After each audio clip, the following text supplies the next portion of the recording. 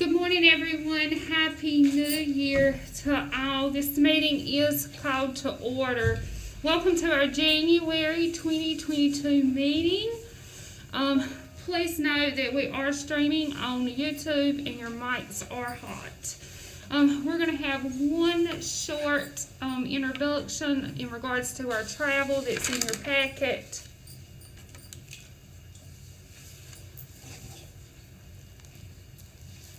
Good morning, Chairman Locklear and Stacy members, Susan Silver, Liaison State Advisory Council on Indian Education. At this time, we're going to have one of our program assistants, Carmen, come up and just do some housekeeping about how to complete your travel to ensure you get paid for your travel in a timely manner. Good morning. My name is Jessica. I'm just going to briefly.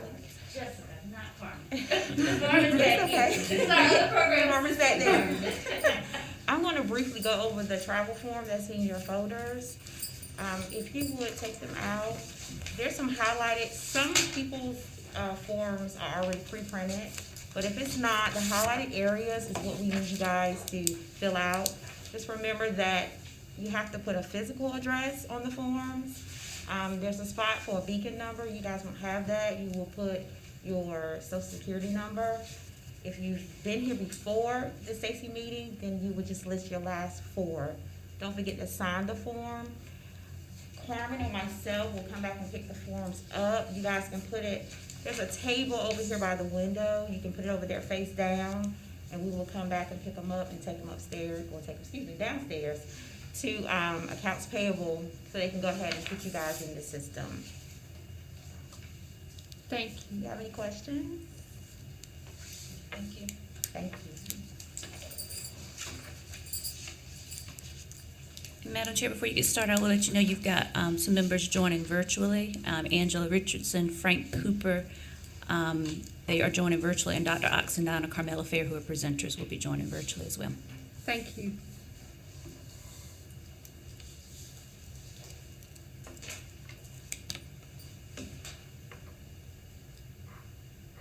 All right, it's great to be back with everyone, sharing the common mission of supporting our Indian students throughout the state of North Carolina. Before we proceed, may we get approval for our agenda for today? Okay. Tina, and a second by Melissa. All in favor? Say aye. Aye. So moved. Next, we have our minutes for today. I hope you've all had a chance to review those minutes. They were linked in the agenda.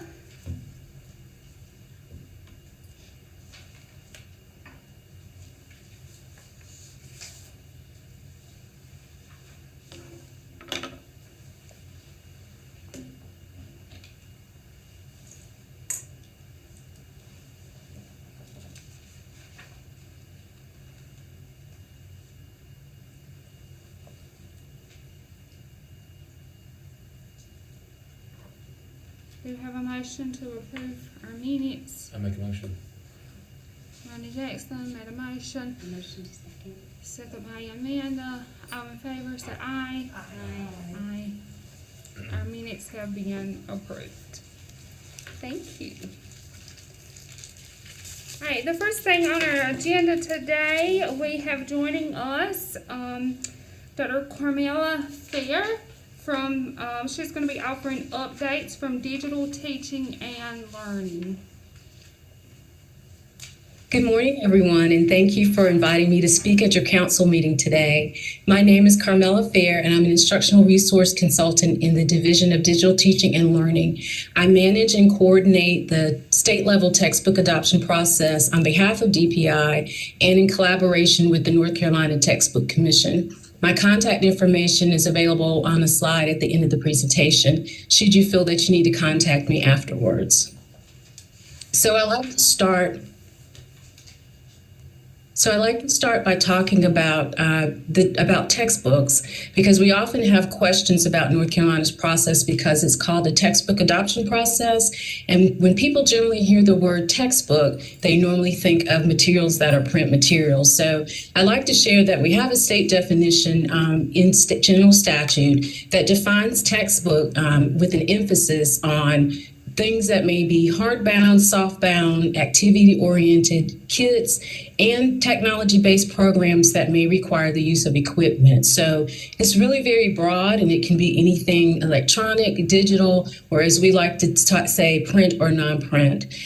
You also notice that textbook is considered anything that is systematically organized so that it is comprehensive enough to cover the primary objectives that are defined in the North Carolina Standard Course of Study. And that would be for any content area that is under adoption, whether it be health education or mathematics education, social studies education, or English language development. Any of the content areas, we would be looking for, the commissioners would be looking for materials that are comprehensive in nature.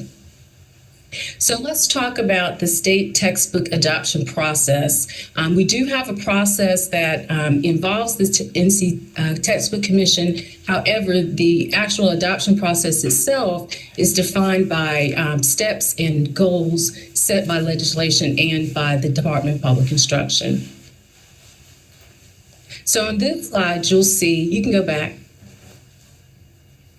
On this slide, you'll see a high-level overview of the process for textbook adoption at the state level. And this is what I want to discuss with you today, are these phases and the stakeholders who are involved in the phases. Next slide. So our state textbook adoption process is guided by General Statutes 115C85 through 115C102 and State Board Policies TEXT 000 through actually TEXT 008. DPI actually develops a document called the invitation, and the invitation has the guidelines and the parameters for the publishers, vendors, and producers. This information is made public on the website, so it's for all to see. It's actually sent to publishers who are registered on our publishers registry, but it is also posted on our webpage so that anyone from the public can see these requirements and guidelines for the process. DPI content consultants create criteria sheets that are included in the invitation, and then that invitation is presented to the state board for review by legal counsel and then to the state board for approval. The board approves the invitation, or once the board approves the invitation, the publishers on the registry receive notification that it's been approved and that the adoption process is going to begin for that particular cycle. And then, as I mentioned, that information is posted on the web page. DPI then has a meeting with publishers, and during the meeting with publishers, we discuss those guidelines and parameters and give the publishers insight to what the process entails for them to submit a bid, what happens for their bids to be reviewed and evaluated, and then how that information goes to the state board for consideration for adoption. Next slide. Once the publishers are notified, they submit their bids, and then the textbook commissioners and the advisors are responsible for reviewing those bids through a meeting with the evaluators and the advisors and the commissioners. They meet together for the teachers or the advisors to do their review, and then the commissioners review things a little bit on their own. These bids are evaluated, and then a list of those things that the commissioners want to recommend to the board, that's compiled, and then the board receives that list, and then they officially adopt, and then the publishers sign contracts for those books. Next slide. Okay, so far we've discussed all of the phases, but just this for the stakeholders, DPI and publishers and the state board. So there's also some responsibilities in the process that the Textbook Commission have, as well as them working with advisors. So in the next slides, we'll take a look at some more details about what happens with the Textbook Commission. Next slide. So the invitation to submit textbooks for the evaluation and adoption of books in North Carolina, that document, as I mentioned before, provides publishers and the public information about the guidelines to participate in the bid process, and then the steps that happen during that process and then afterwards. The current invitation on the website is for the most recent adoption, which is for high school mathematics and for CTE. The 2022 invitation, which will tentatively include social studies and English language development, is tentatively scheduled to go to the board at their March meeting. Next slide. So let's talk about the textbook commission, because they are key and instrumental in the completion of the evaluation and adoption process. So once the publishers are notified, the textbook commission's work begins. In order to really get the process going, the textbook commissioners have meetings, and these meetings are attended by the textbook commission members who are appointed by the governor. The governor has up to 23 members on the commission. That's what gets appointed at each end of each term. Next slide. So the textbook commissioners are assigned roles on the commission. They're assigned based on their qualification in these specific categories as principal, teacher, parent, and then there, of course, is a superintendent that's also represented on the board, on the commission. Next slide. So this slide shows a graphical breakdown of the commission, but we'll take a closer look at the next slide so that I can actually tell you how this works. So if you'll notice here, the commission is made up, again, of teachers, principals, and parents. And these are based on grade bands of the grade levels. The commissioners have to be either teachers, principals, parents. For grade K-5, there would be 5 teachers or principals and 3 parents. For grades 6-8, 5 teachers or principals and 3 parents. And then for grades 9-12, 4 teachers or principals, and in some districts they may call them superintendents, and then 2 parents. There's always one superintendent that's superintendent of a local school administrative unit on the textbook commission. These commissioners are appointed to serve a 4-year term. Next slide.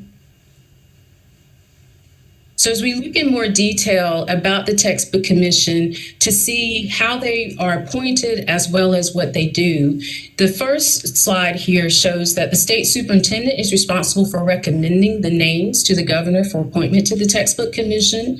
Each member is going to serve a 4-year term or until their successors are appointed or qualified.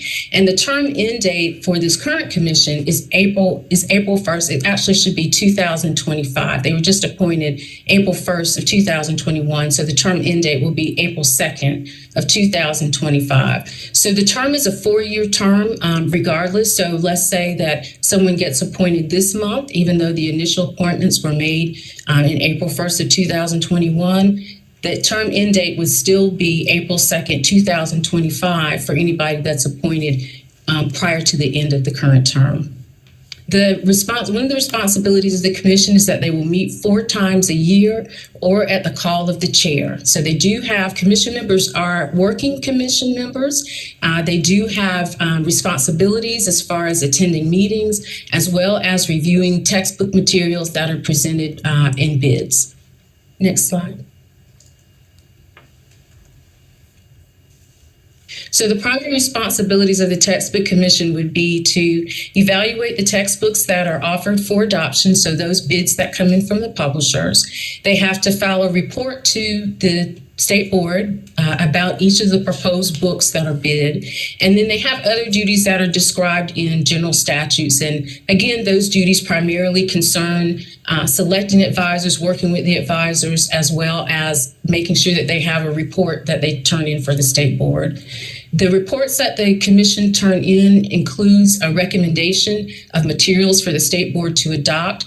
And the primary things that the commissioners use for their decision would be how these things conform to the North Carolina Standard Course of Study. So there's a standards alignment check that's done on each and every single bid that comes across for consideration. Next slide. So in the overview that I just provided, we looked at these phases of the textbook adoption process. So you can see here that the process involves many stakeholders to include DPI, the textbook commissioners, the state superintendent, selecting commission members, and then also the publishers are involved, as well as consultants, teachers. So there are a lot of stakeholders involved in the adoption process. Next slide. Part of the work of the advisors and the commissioners would be to review the instructional materials that are bid for consideration of adoption. So this is what the criteria sheets look like. They are included in the invitation. So if you were to go to the website and pull up the current invitation, you would see criteria sheets for the high school mathematics areas, as well as the CTE program areas. But for each adoption that changes, and DPI consultants are the ones who provide these sheets for the invitation. So let's talk just a little bit about that on the next slide. Could I ask a question? Absolutely. Have these criteria sheets been already set for social studies? There's currently a draft of the sheets for social studies. They would be included in the invitation, which is set to go to the board for approval at their March meeting. So yes, there's a draft. Okay, were these criteria sheets made up by the committee from DPI? The criteria sheets are developed by the DPI content consultant. So if we're talking social studies, those were developed by the social studies section at DPI. Okay, how could we get a copy of those? They'll be available in board materials when their March materials go up. They'll be available in those materials. We can't see them beforehand to look at them before the meeting? Currently, they're going to be under review in the invitation by legal counsel, but I can find out if that's something that can happen. We typically don't submit them out for public review until they've been reviewed and approved to move forward to the board for consideration. Okay, thank you. Mm-hmm. Ms. Fair, this is Olivia Oxendine. Could I add a point at that to that question? But I think that was Ms. Crow. Sure. Mm-hmm. Okay. I believe when that item comes to the state board, I think you said that it's coming in March. Did you say? Yes, ma'am. That's what's tentative right now. Okay, very good. So normally what happens that kind of could open a window for, let's say, Stacy to review would be between March and April, because nothing will happen as far as adoption of those documents until April, as far as approval. Is that the plan? As far as the approval of the invitation, we will be submitting the materials for the board early February, and I think that goes online sometime in February for the public, and then the board actually considers and approves in March. We usually submit as action on first read. I got you. Okay, so there won't be a discussion opportunity. Yeah, the public will have access to the materials when they normally become available prior to the board meeting. Okay, so there is an opportunity for Stacy, Yes. general public, to peruse those documents before the March board meeting Yes, that's correct. and offer some commentary. Yes, ma'am. Okay, thank you. Mm-hmm. Okay, any other questions? Okay, next slide. Okay, so just mentioning that the criteria is developed by DPI, and in the case of the example that we were just discussing with social studies, the ones that are upcoming have been developed by the social studies team at DPI, and then we also have English language development as a potential content area in this coming cycle. So those would have been developed by those members in the ELA team that work with English language development. These materials are used by the Textbook Commission and by the Textbook Commission advisors or textbook evaluation advisors as criteria to review the books that are bid. Next slide. So I do want to talk to you about the textbook evaluation advisors, and those are the teachers who assist the textbook commissioners. So if we look at the next slide, there are just a few bullet points with details about what the evaluation advisors do. The Textbook Commission selects the textbook evaluation advisors, and this is to assist them with the evaluation of the textbook submissions. Typically, these advisors are looking for the alignment to the course standards. They are looking very deeply because they are actually teachers in the classroom who are teaching using these standards. And so their expertise is relied upon to determine if the textbook materials align to a certain percentage of the standards. Oftentimes that percentage is 80%, but it could be something higher, just depending on the content area. Each one of the advisors must be certified in the areas that they're going to evaluate materials for, and advisors that are currently teaching those areas are preferred.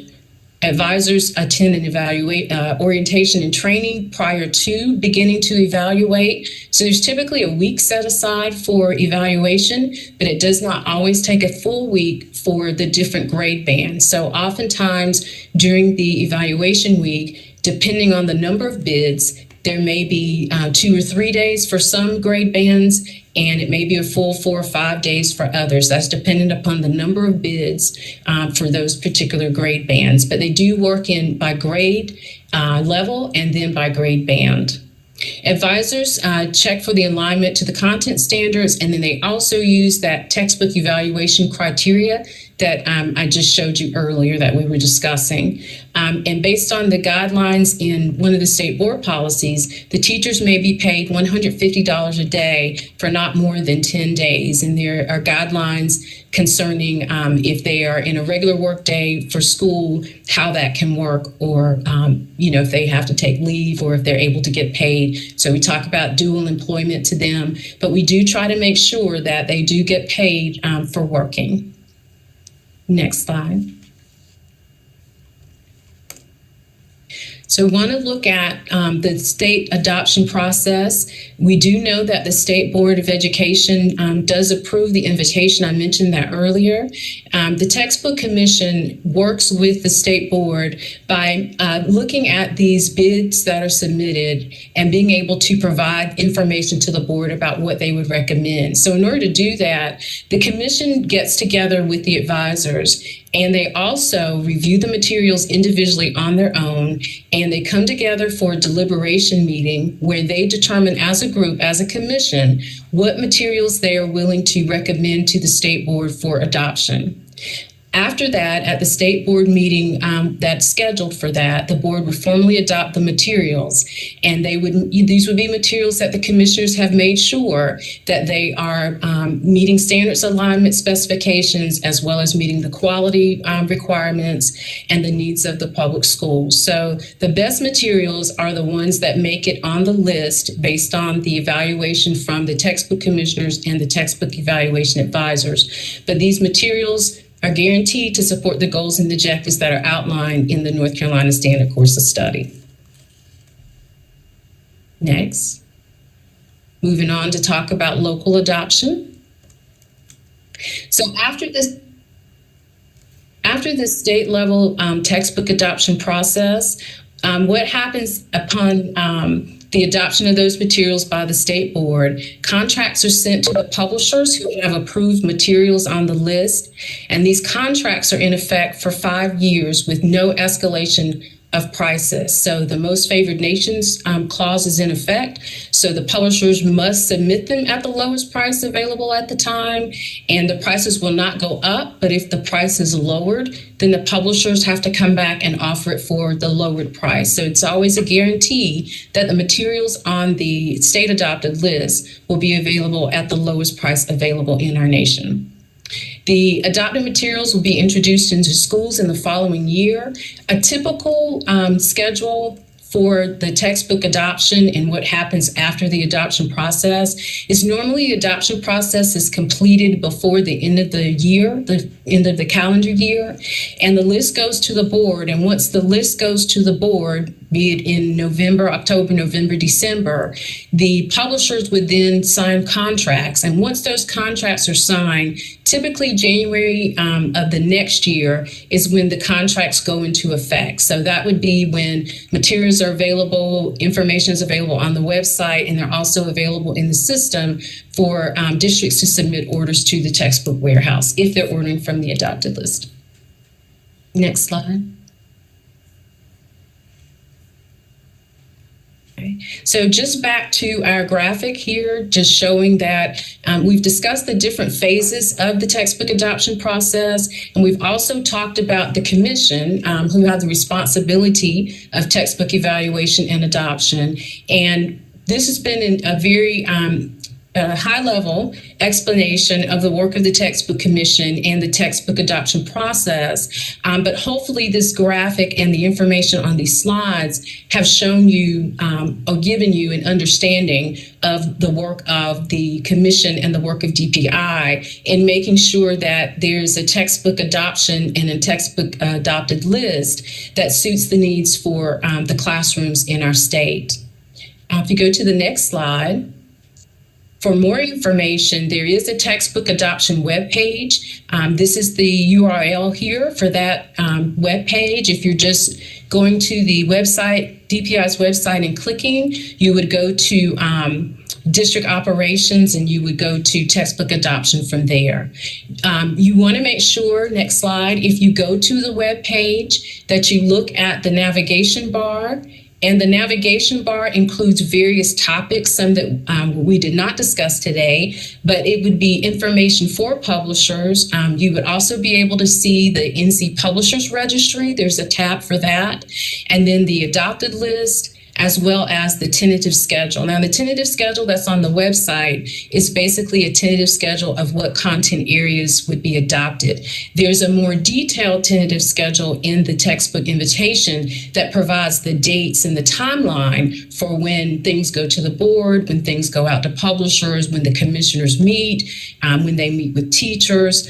That's the more comprehensive timeline that's inside the invitation. But the one that's on the website would show you that for 2022, that social studies and English language development are tentatively going to be adopted, and it would show, of course, subsequent years.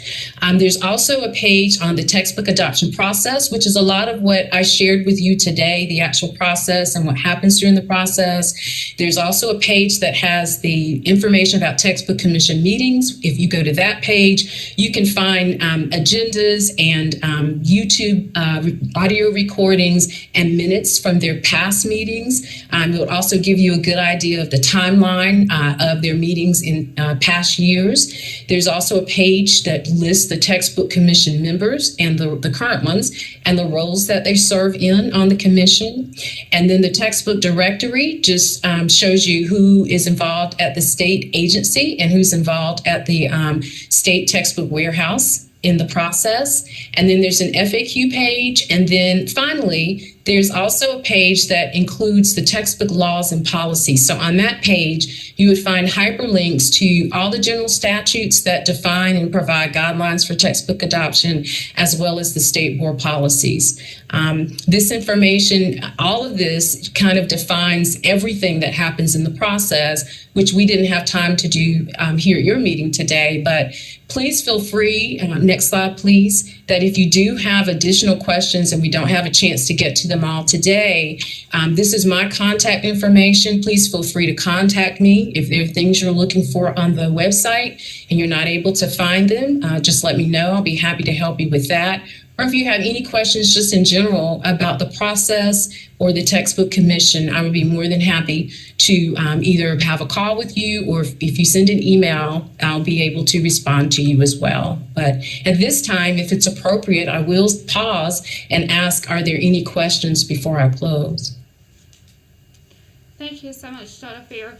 Just to offer Stacy a little context, so there was a publisher looking to enter a small section, they refer to it as a small section, on a North Carolina tribe in a textbook, and it was kind of caught, not purposely, but that entry was kind of caught and brought to our attention.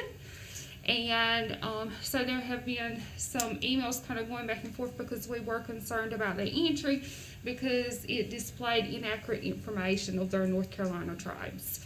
So that's why we invited Dr. Fair here with us today. So if you guys have any questions with that context. Dr. Fair, I do have one question for you. How are you guys ensuring that information related to our North Carolina tribes is accurate? So the work of DPI and the Textbook Commission really comes once a publisher presents their materials for bid.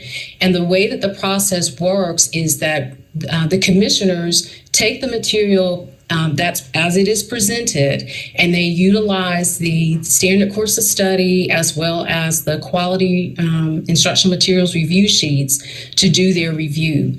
So for any publisher, for any content area, all they would have would be the book as well as the resources that they use for review. Now, the publishers are required to, once they're adopted, to present that they have, that their materials are factual, that they're, free of errors and things like that. They do submit an affidavit. But as far as what the commission and the advisors do, they're just basically looking at a review of alignment to the NC Standards course of study and the instructional materials quality criteria. So that would be the focus of their reviews. They may or may not have any idea if there's something that is erroneous, unless that's a specialty of theirs. Because again, we don't actually go in and look at things as far as prior to their submitted for submission. It's just the review comes after publishers affirm that they're providing information that's accurate and factual. And so we go on that information and just conduct a review based on that. Now, there are provisions, I'll say, in the textbook contract that if publishers do contract their materials with the state, there is a provision there that if there are errors, that the publisher will correct them. And there's also a provision that if someone from DPI or local school board or any of their representatives find errors, that the publisher would be required to make adjustments or make corrections there.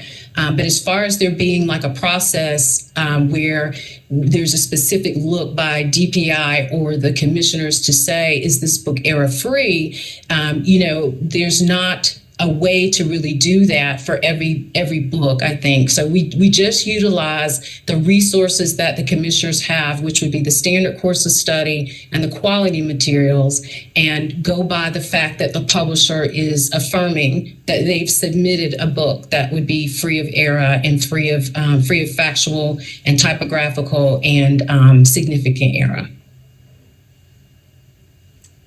Thank you. Ms. Crowe has a comment or question. Yes, on these criteria sheets that's prepared by the social studies folks here at DPI, is there any kind of information given, for instance, for social studies? Do you give the publishers contact information that they could contact to know for doing their materials?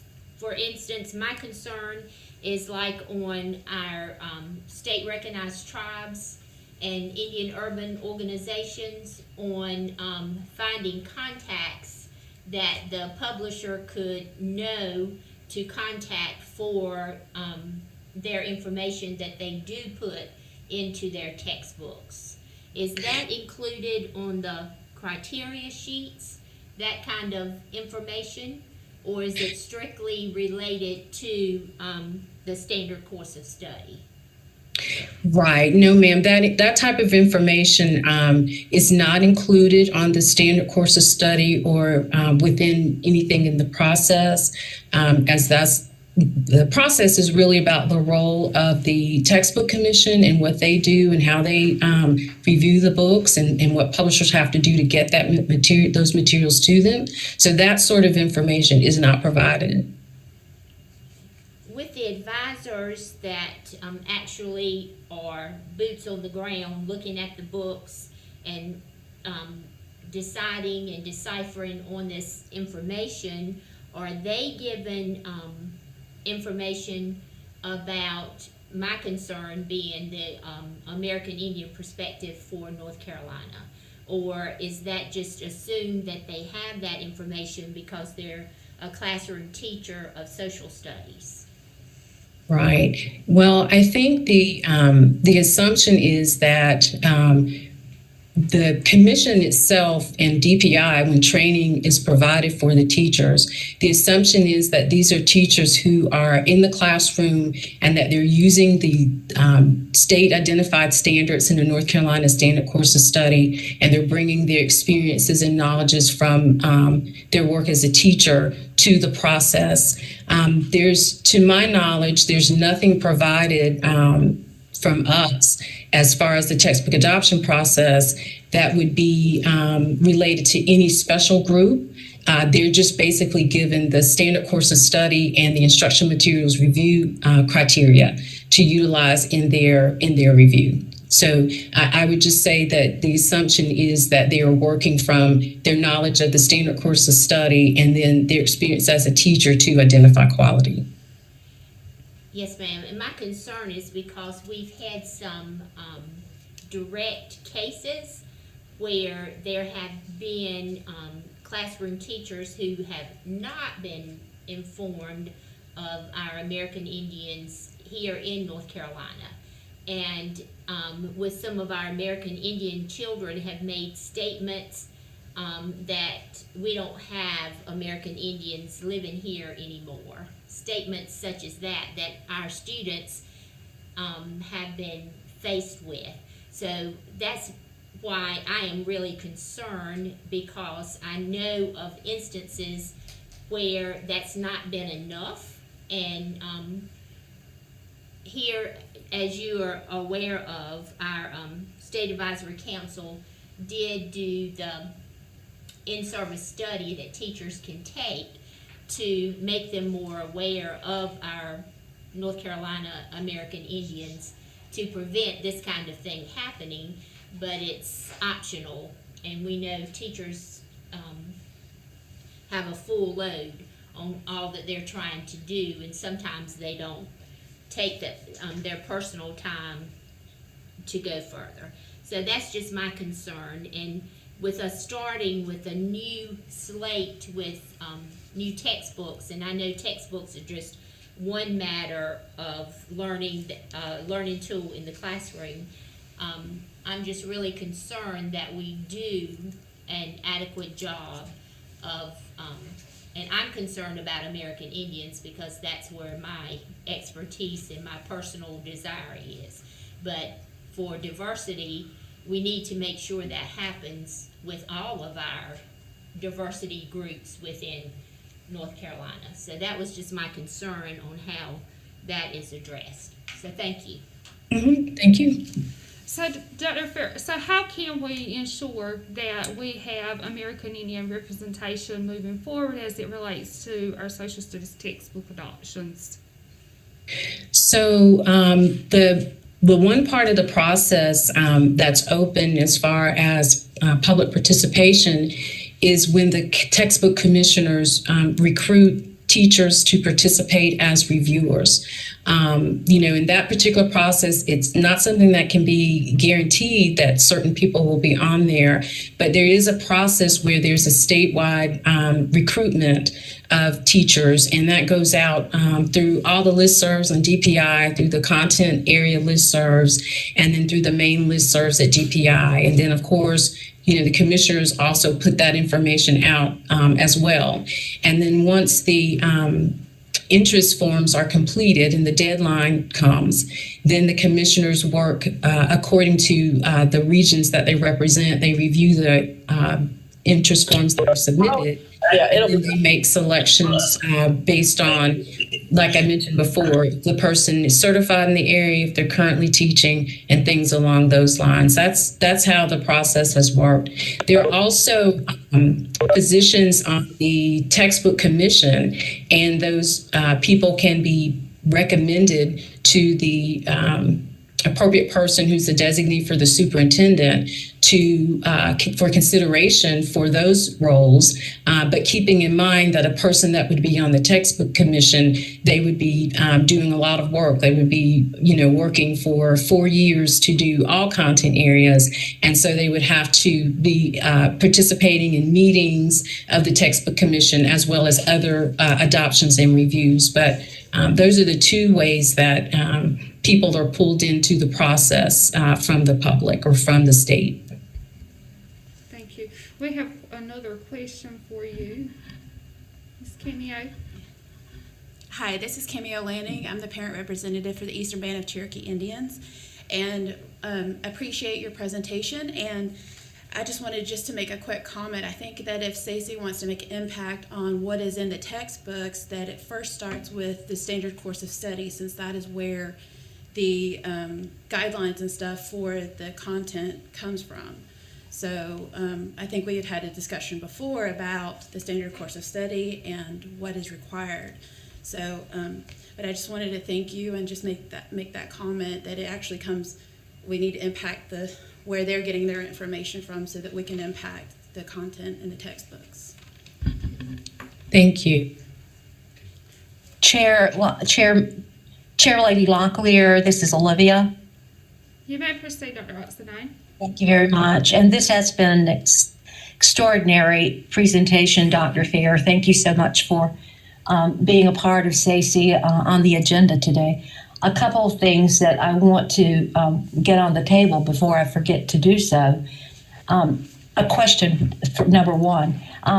Do we have American Indians serving as teacher advisors, Dr. Fair? Do you know that? Do you have an answer to that question, or could you find out? So I don't have an answer to the question, but I do know that the textbook evaluation advisors are chosen yearly because the content area changes. So that opportunity is available every year. It's not like it's a set group of teachers and that they work for the commission for the 4 years. It changes with every content area. So the opportunity is new every year. There may be some repeats sometimes with the K-5 area. Because it is elementary and those teachers, teach all the areas. But typically it's different people each time. So the opportunity is new each year for... So there are ample opportunities for American Indian educators to serve. Yes. Mm-hmm. That's good to know. Stacy, members, you might want to think about some formal way of getting that in the record that Stacy endorses or expects or advises that we be pretty assertive about making sure American Indian educators have opportunities to serve on these advisory groups. My other question, not a question, but somewhat of a suggestion. I and this might be impossible, but sometimes I recommend the impossible. So I think it might be a good idea if we could, as part of the documentation that is put before the teacher advisors, some kind of handout, more than one page, I'm thinking of 4 or 5 pages, of facts about American Indians in North Carolina.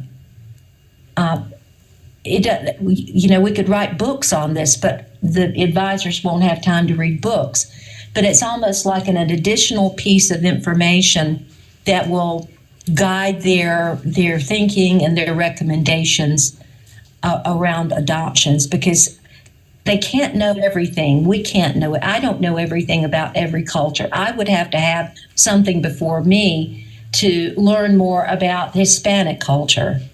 So I'm just thinking if it's some kind of little fact sheet could be placed in the hands of our advisors to have them flip through and say, oh, I didn't know that North Carolina had X number of state recognized tribes, or I didn't know this about the Hiawassee, and that they're located in the county of Halifax, and so on and so forth. That may not get it perfect. It may not. The advisors still may miss something, but I think the more we can plug up the holes, the better.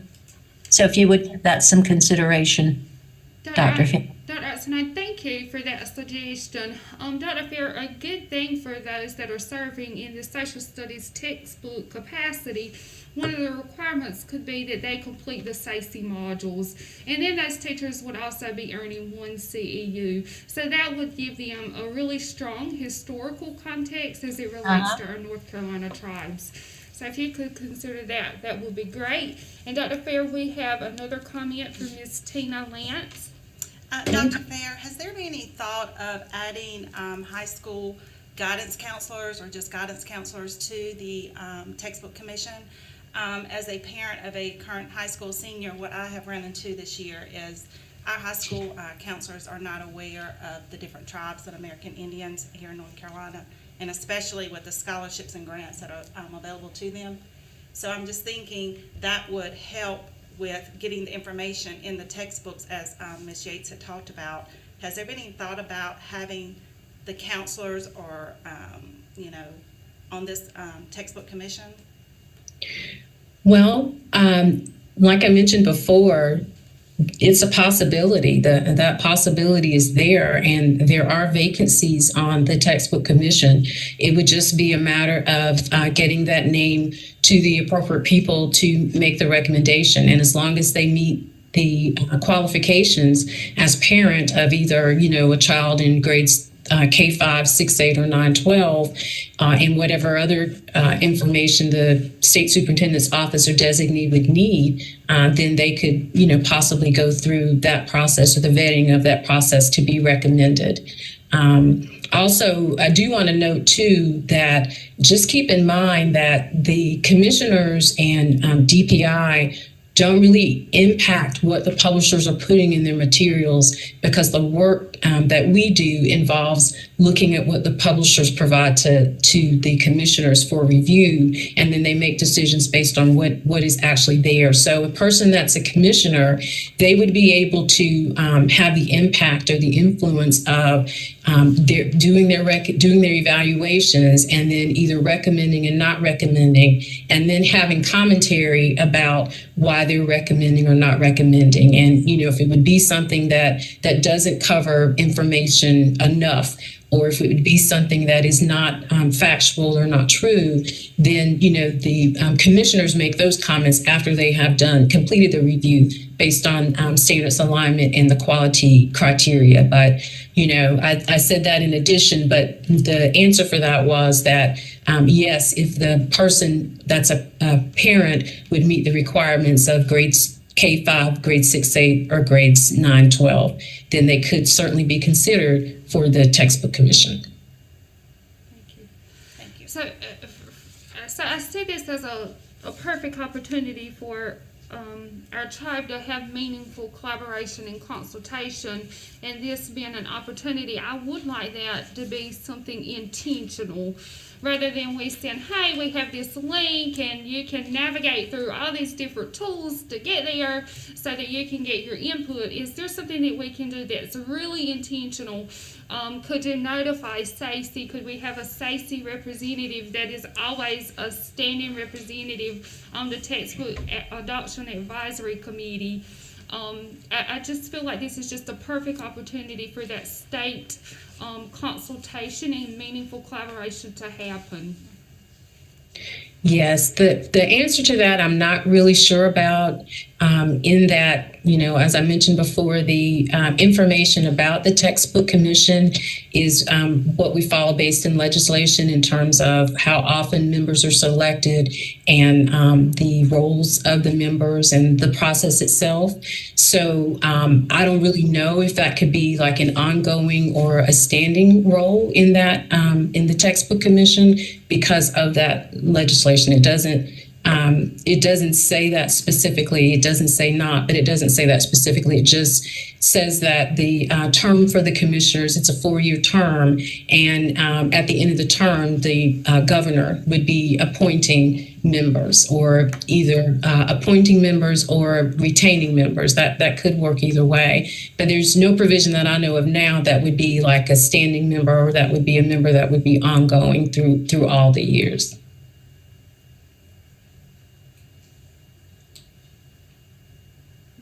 So as we think about ESSA and that being a part of the law, can we engage in some conversations so that we do have some insight moving forward?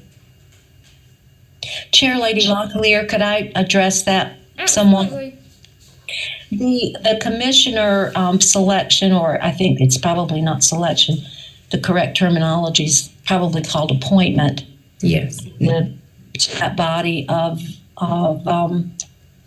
decision makers, not policy, but decision makers.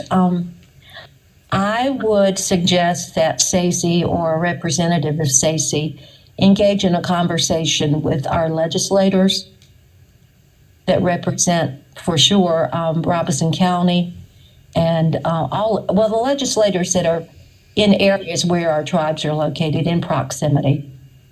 And because that appointment process becomes a matter of politics.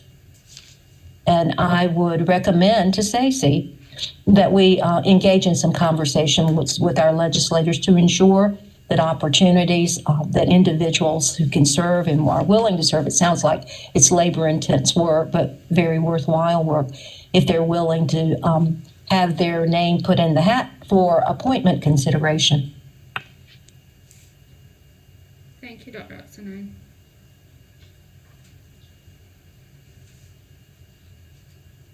Are there any other questions? Any other questions? Thank you for your time today, Dr. Fair. You're very welcome. Thank you for having me. Moving forward, we have our very own Miss Dorothy Gates to offer updates from the North Carolina Commission of Indian Affairs. Good morning. Greg Richardson, the Executive Director of the Commission, sends his regards today and greetings, but he had a conflict that came up that he needed to be at another meeting today. And also greetings from Secretary Pam Cashwell, who is the Secretary of the Department of Administration, and our Chairman Ricky Burnett of the North Carolina Commission of Indian Affairs, who also serves as a speaker for the Lumbee tribe. We look forward to updating Stacy at each meeting with some of our most important happenings, as we see from just listening about these textbook commissions and different things, we cannot be too informed. There's always information to learn and to know.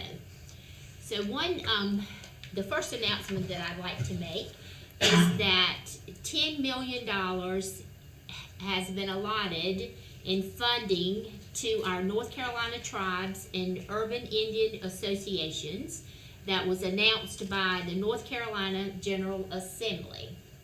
This funding will be distributed by the North Carolina Pandemic Relief Office in the amount of $714,000 to 7 of our state-recognized tribes.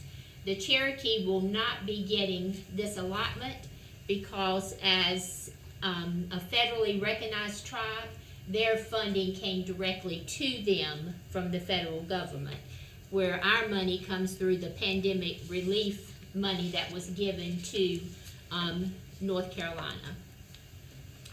And with this funding, $4 million will be dispersed among the 7 tribes on a per capita basis. They will figure out how much per member will be given to each of the tribes on top of the $715,000. $250,000 will be given to each of the American Indian urban organizations, the Cumberland County Association for Indian People, Guilford Native American Association, Metrolina Native American Association, and the Triangle Native American Society. We have a lot of our Indian population that lives in the urban areas, and this will help them in meeting the needs, the extra needs of the pandemic that they have faced also. $73,000 will be given in general appropriation funds to the Commission of Indian Affairs for a time-limited COVID-19 pandemic analyst. And we do not have specifics on each of this. We were told that within 60 days following December 31st, that it should be coming to us with some more specific guidelines and processes that needs to be followed with this money. But this is the first time that this has happened in our state, that our American Indians have been recognized. And we have really been hit by this pandemic. And so it's very timely that we were recognized as a population group. A new Cultural Heritage Commission was also announced by the North Carolina General Assembly. This commission will be housed in the North Carolina Department of Cultural Resources. The commission will address issues related to American Indian culture heritage. There will be 12 commission members, and they will represent the state-recognized tribes and the Urban Indian Association.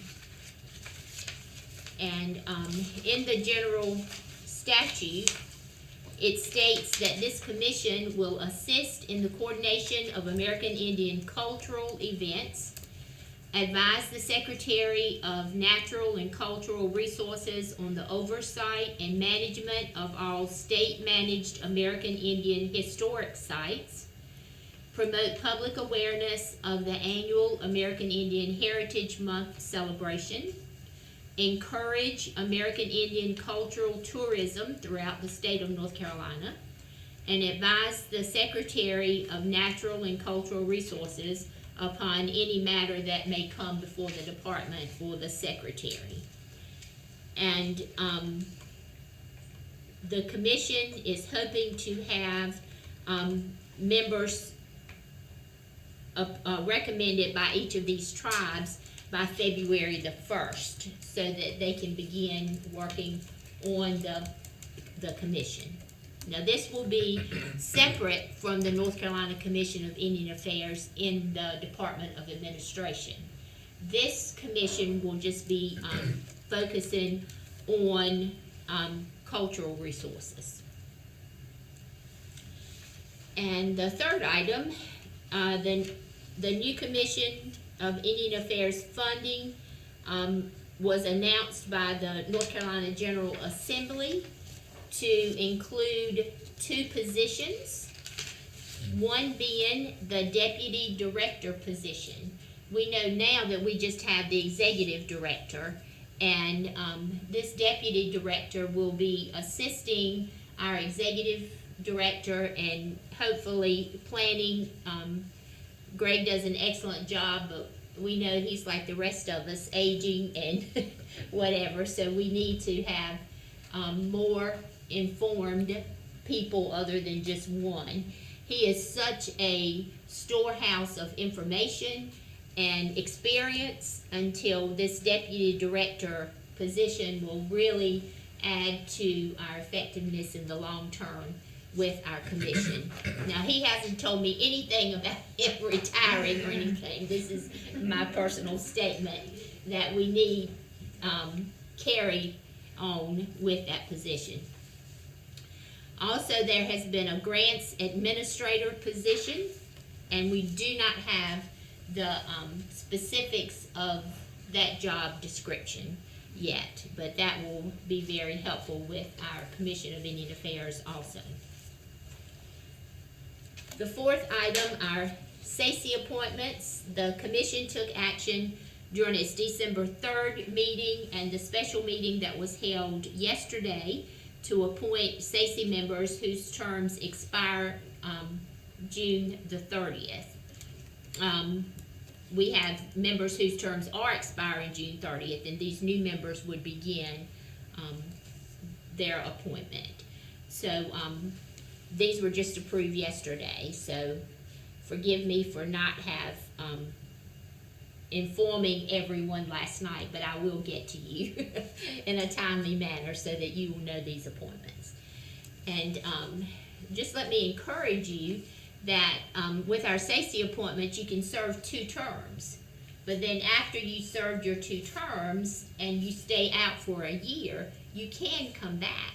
So if this is your interest in your expertise area, it doesn't mean that you have to be gone forever. You can still return and come back and serve with your passion and expertise on our Stacy board.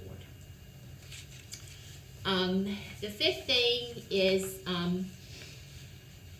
I wanted to inform you that the commission is currently discussing the idea of requesting a full-time American Indian education position at the North Carolina Department of Public Instruction.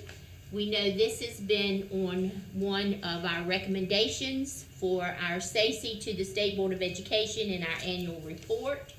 And we have met with Dr. Olivia Oxendine and with this matter recently, and she has agreed to coordinate a meeting with the superintendent to discuss this matter. The Commission's Education Committee is also involved in that discussion and supports the effort. We believe such a position is needed due to the unique education needs of American Indian students. The sixth item, which is very timely with our textbook information, a letter is being prepared from the North Carolina Commission of Indian Affairs Board and Secretary Pam Cashwell to include American Indian representation on the textbook selection process, beginning with the social studies textbook selection process for 2022. So we know we don't have time to lose because this process is already in the making. But we feel that that is an important thing that we need to have the representation, because once these textbooks are out, then that's the material, correct or incorrect, that our students are dealt with or included or not included. So a letter is being prepared from the Commission Board and Secretary Cashwell on that matter. Some announcements. The American Indian Graduate Center is currently accepting applications for the inaugural Katina Foundation Land and Water Management Fellowships. The fellowships are awards of $10,000 per academic year for American Indian and Alaska Native graduate students studying water and/or land management. The application deadline for spring 2022 awards is soon, January 31st. So please check on this if you know people who are interested at the American Indian Graduate Center. And the second announcement from the Education Committee of the Commission, our North Carolina American Indian Fund Scholarship for residents of North Carolina, funded by the American Indian License Fund and administered by the Triangle Community Foundation. The amount is $1,000, renewable for 4 years. That deadline is March the 1st of 2022. So please spread the word to our American Indian students. And this is administered through the College Foundation. So if you go to trianglecf.org/award/North Carolina American Indian Fund.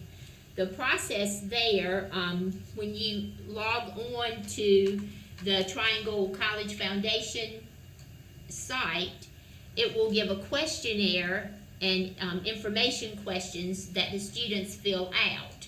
From that introductory page, it will suggest to them scholarships that they are able to apply for through the Triangle College Fund. And so one of those will be the North Carolina American Indian Fund Scholarship. So that's how you get to the application. And it has to be done online, the application for the scholarship. So please share this scholarship opportunity for our American Indian students with our Title VI directors, with our tribes, any Indian students that you know of for that opportunity. And a lot of people are sometimes hesitant for applying for scholarships, but your GPA requirement is a 2.5. We look more, the scholarship committee, at your involvement in American Indian communities and how you plan to come back and serve your Indian community. So it's not just on academics. Academics is important, but we look at the American Indian serving aspect as well. The third announcement is the North Carolina Indian Unity Conference will be held virtually this year on March the 10th and the 11th. And the info can be found on this, the United Tribes website, and that's www.united-tribes.org. And on that website, we'll give you the information about the virtual conference. So we look forward to lots of participation. We would love to hold it in person, but with the metrics being like it is, for the safety of our people, we decided to hold the conference virtually. And it still has some very good aspects, some excellent information, and speakers that are on there. So it's worth your time for this virtual conference on March the 10th and 11th. So thank you very much. Thank you, Mr. Worthy. Thank you for all the hard work that goes into the North Carolina Commission on Indian Affairs, Mr. Greg Richardson and Mr. Worthy. Mr. Worthy, I do have one question. Are those COVID dollars earmarked for specific things? Yes. Okay.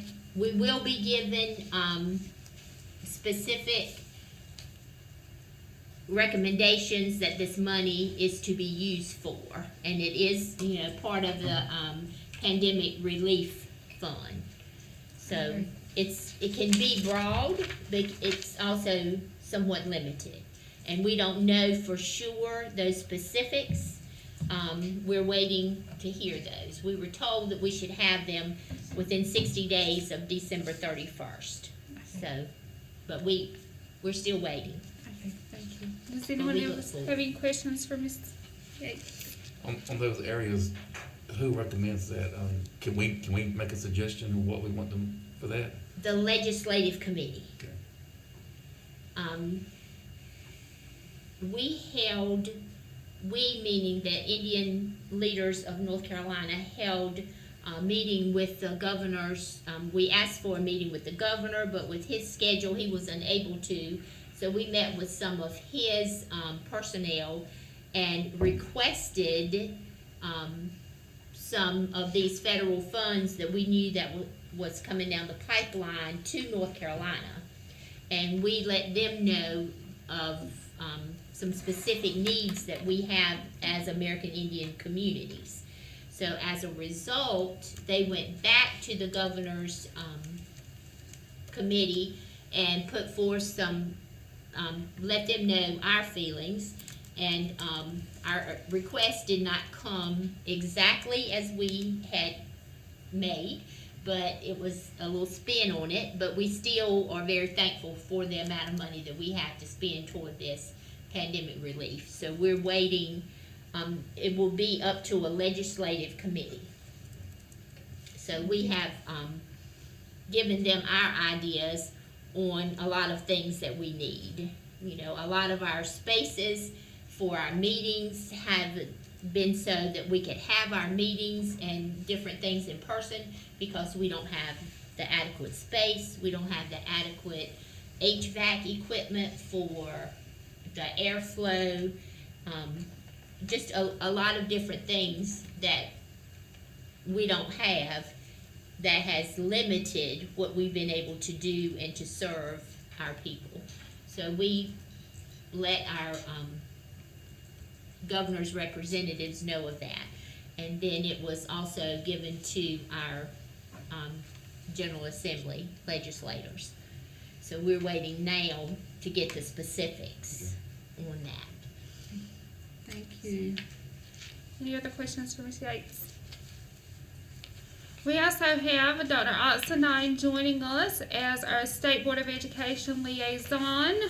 Dr. Otsenine, you have the floor.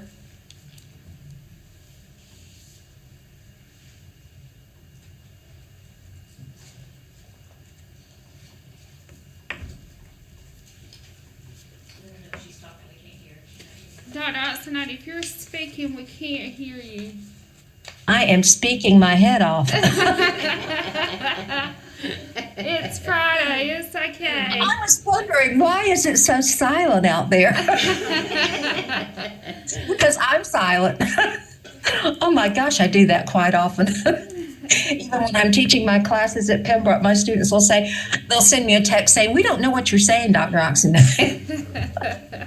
I apologize for that. And thank you so much, Chair Lady Locklear, for giving me an opportunity, a little bit of time on the agenda to speak to Stacy. It's just one of the highlights of what I do personally, professionally, and especially as a liaison to the State Board of Education. I'd like to begin by doubling down on a couple of things that came out of that very fine report by Dr. Fair from the textbook adoption process. I do want to reinforce that the fact that Stacy stay focused on everything came out of that discussion by way of opportunities and information. If we can move forward, someone from Stacy, a delegation from Stacy, to set up a time with our legislators over in the General Assembly. And I do know that we have a subcommittee that Representative Charles Graham chairs, and it has to do, I don't know the name of it, someone will have to help me with that, but it's tribal related. So that might be a very good starting point to begin a discussion around having a Native American appointed to that textbook commission. The more we have knowledgeable American Indians placed in critical locations in state government, the more we are going to, the quicker we're going to get to a point in time when these issues that are perennial, they keep coming up. Our kids are not, American Indians are not properly represented in textbooks, in the curriculum, in the standard course of study. The more we can place knowledgeable, competent, dedicated American Indian people in these strategic places, we're helping the culture. We're helping our students, number one, and we're helping the Native American culture in all kinds, socially, politically, economically, historically. So stay focused on the textbook issue. And also, I can't think of a better group to develop the fact sheet around American Indian tribes and other issues related to the American Indian population in North Carolina than Stacy. So you might want to think of a subcommittee. I hate to put more additional work on your plate. That's not what I'm doing. maybe a subcommittee that can create this 4 or 5 page FAQ, frequently asked questions about the Native American culture, American Indian culture in North Carolina, to get that in the hands of these individuals who serve as teacher advisors, who look at textbooks and look at criteria and work up recommendations that eventually go to the textbook commission, and then on to eventually those recommendations from textbook commission by way of Dr. Fair land on the agenda of the State Board of Education. So please think about this I'm just randomly calling it an FAQ. You can give it something a little jazzier than that, but facts about our American Indians in North Carolina. I just think that's such a really good endeavor for an appropriate endeavor for Stacy to take on. And think about this discussion we've had this morning, the discussion we've had around textbooks.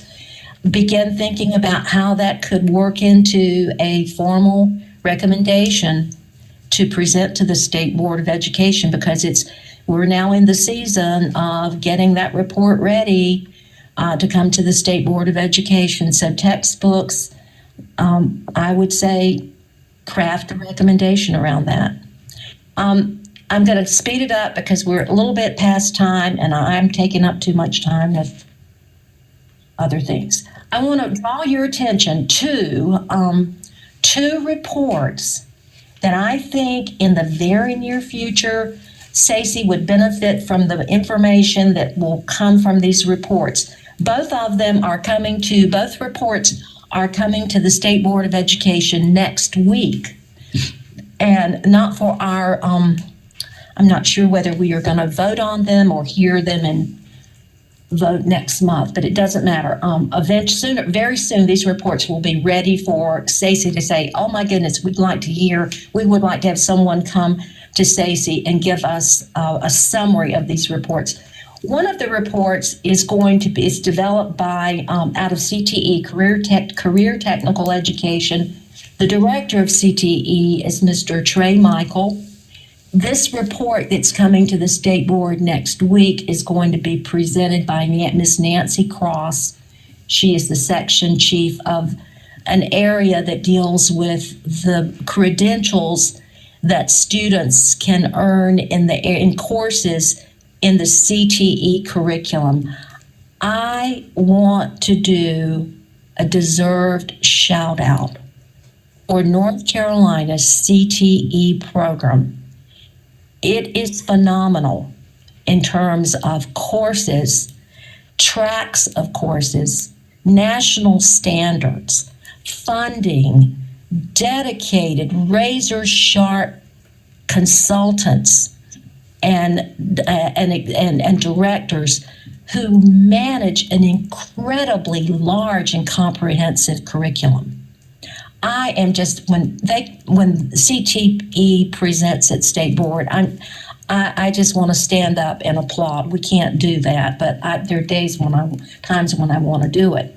But this is a report that's coming out next week. It's called the Career Technical Education Credential Attainment Report. In a nutshell, this gives the number of credentials that have been earned by students. I'm not sure whether it's 612 or just 912. It could go down to the middle grades. Based on mastery of knowledge and skills in certain courses. So since 2010, 2011, over 1 million credentials have been awarded to students in the CET arena. Over 1 million, almost 2 million in fact. This year, 2021, this past year, close to 130,000 credentials were earned by students in North Carolina through taking courses in the CTE curriculum. Let me give you kind of what is a credential. A credential is a certification issued by professional associations, employers, and vendors that verify that a student has acquired designated knowledge and skills to perform specific job requirements or job expectations, or the skills that are expected in someone who is a plumber or someone who is an inspector, let's say with the Department of Agriculture. See, we spend a lot of time, and rightfully so, discussing a 4-year degree, but we can't ignore rich opportunities in career technical education. I mean, these students can graduate from high school, get a job if they have advanced through the full curriculum of plumbing, for instance, in the CTE program. They can hit the ground running, making far more money than I'm making today. So we really, now why is this important for American Indian students and the education of American Indian students? Mainly because from this report, we need to ask, well, how many of these almost 130,000 credentials were earned by American Indian students? That's the basic question. Well, how many of, what percentage of students in the CTE track in North Carolina, let's say 912 or 1012 or grade 10, are American Indian students? These are very pertinent issues, very pertinent reasons, very pertinent why it's important that we have someone come. It could be Trey himself, the director of CTE, Trey Michael, or it could be Nancy Cross, come to a Stacy meeting in the near future and give you an overview of this report. Now, the report itself, the PowerPoint itself, is going to be available to the public. I don't know whether it's ready right now, but I know it will be ready at least by Tuesday, because the state board meets. Our first meeting is on. We kick off the meeting on Wednesday. So I say that to say you have access to these reports. And you just go to the State Board of Education website and go to meetings and click on meetings. I know I'm giving you the quick and dirty on this. Go to meetings, and keep going until you get to the agenda for the State Board of Education's meetings next week.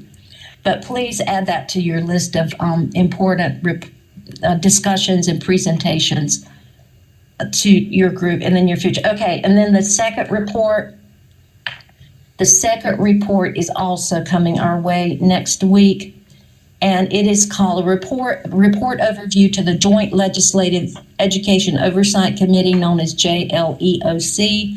And this is a report on the impact of lost instructional time analysis. In other words, this report is going to give the General Assembly a sense of the effect of the pandemic on the academic progress of our students in North Carolina. Now, there will be 30,000 reports probably over the next 10 years related to this topic. Time lost, the loss of progress, the loss of instruction, the loss of academic performance at the school level, at the district level, at the state level. This report is going to be, let me give you the two questions that will be answered in the research. Okay, the research is about to commence. This report that's going to the JLEOC is not the actual findings, but a status report on where we are, DPI is, in terms of kicking off the research study. So the two research questions are these. To what extent do students' pre-pandemic trajectories and their actual performance results vary by subgroup and contextual factors? Subgroup resonates with me because I began thinking of the American Indian student, the extent to which the pandemic has impacted their achievement, their progress going forward, their self-confidence, their desire to even stay in school if virtual education is not working for them. I've even heard some of my graduate students at Pembroke who our teachers, educators say, my students are now talking about dropping out of school because they're not getting anything out of virtual. The second question is this: how do any observed differences compare to historical trends? In other words, is the loss greater for academic loss greater for American Indians post-pandemic compared to pre-pandemic? That's a very important research question. So at some point in the near future, I would recommend that you also hear from Dr. Jenny Korn. Jenny Korn is the person who's going to be leading the research, and her title is Director of Research and Evaluation, Office of Learning, Recovery, and Acceleration at DPI. So 2 reports that I would like to just place on your agenda for consideration. And that ends my update. Thank you, Dr. Oxenine. Does anyone have any questions for Dr. Oxenine? Ms. Lanning has a question. Okay, very good. Yeah. Hi, Dr. Oxenine. How are you? I'm great. How are you? Good. I was just letting everybody know that they are on the February 2nd, 10 a.m. agenda under the meetings, and both of the things that you had mentioned, the supporting documents are available to us. I was looking at the one. Thank you, Cameo. So you've already found them? Yes. Marvelous. They're there. They're good to go. Yay, thank you. Thank you. Any other questions for Dr. Oxenine?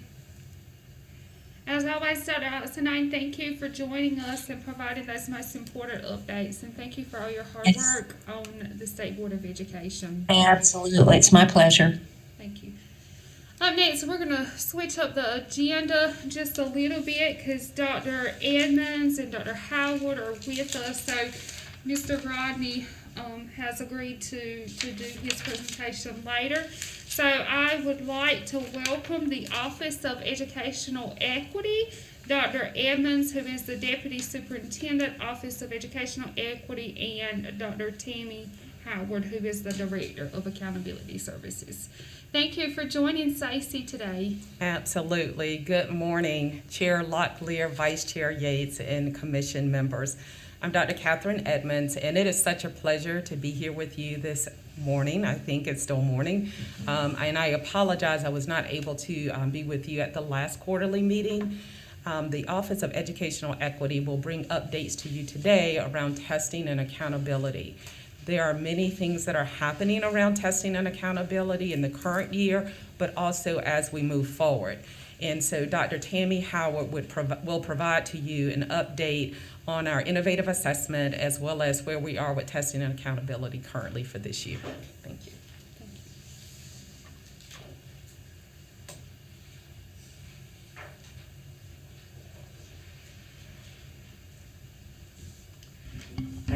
Thank you, and good morning. It's a pleasure to be with you and to be able to share this information with you.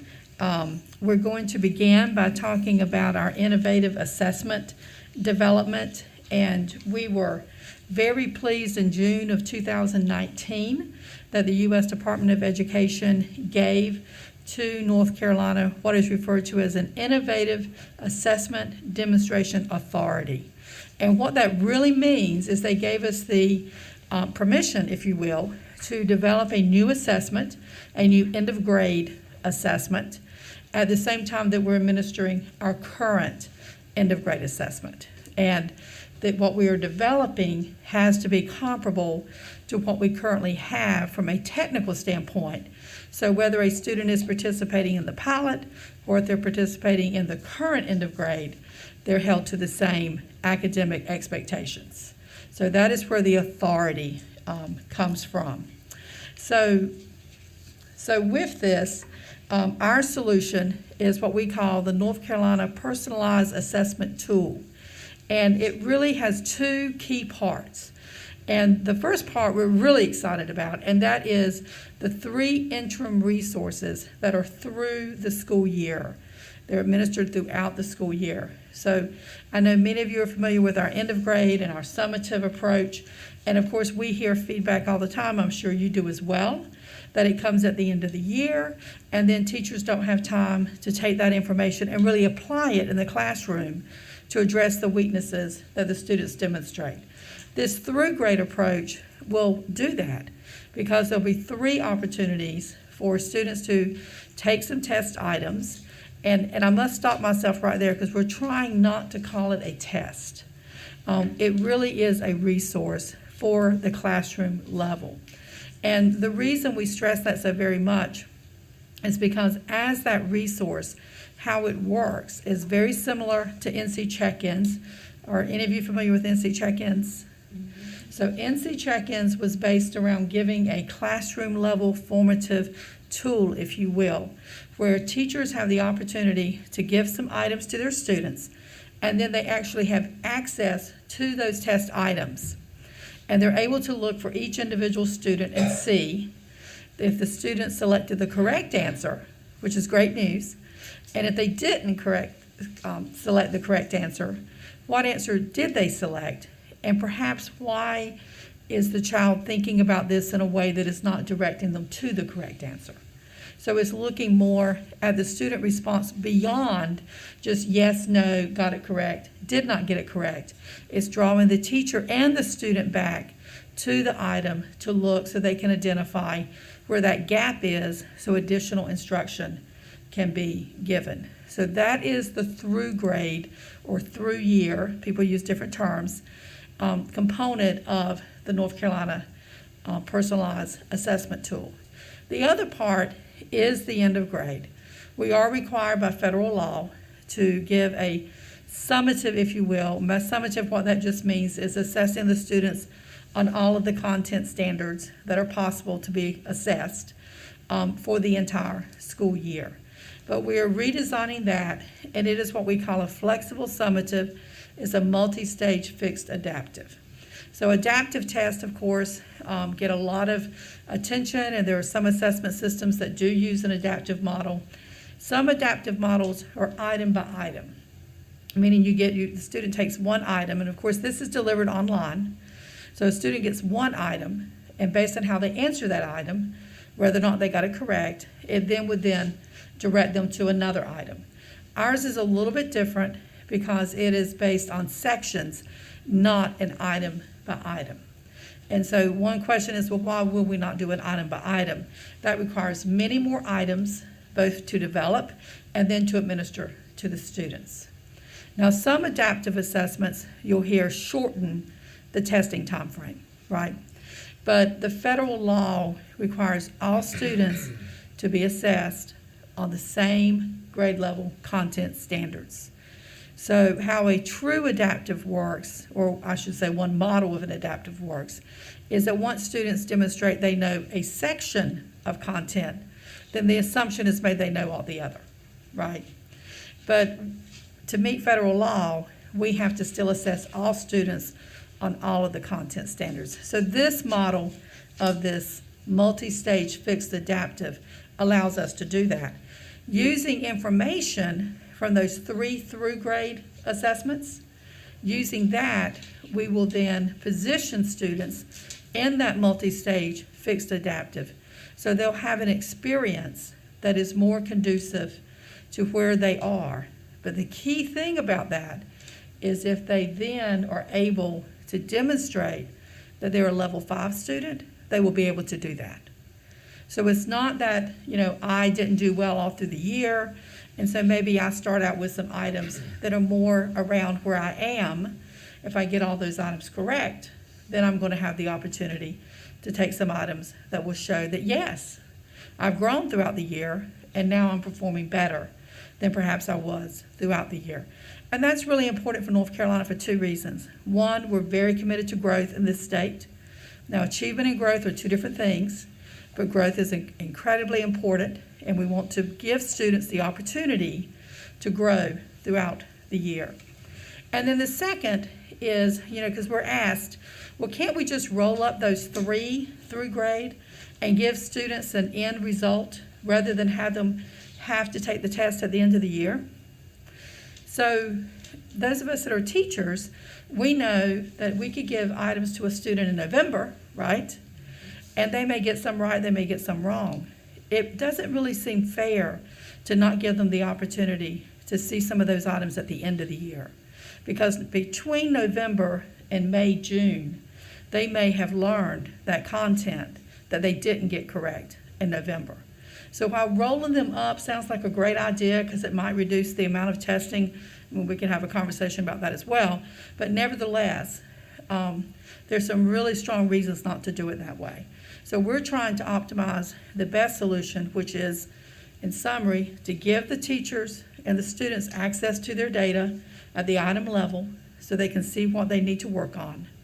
Use those through grade to give a better experience on the flexible summative, but also then give those students the opportunity at the end of the year to show what they've learned for the entire year.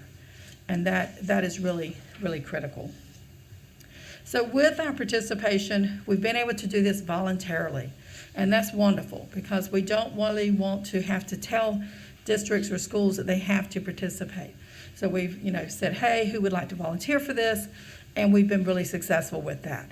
So the initial application to the U.S. Department of Education back in the fall of 2019, we had 2 districts and 1 charter school. So that was enough for the application, but that was about it. Okay, we needed more. So in 2020-21, we had 180 schools, 14 districts, and 8 charter schools.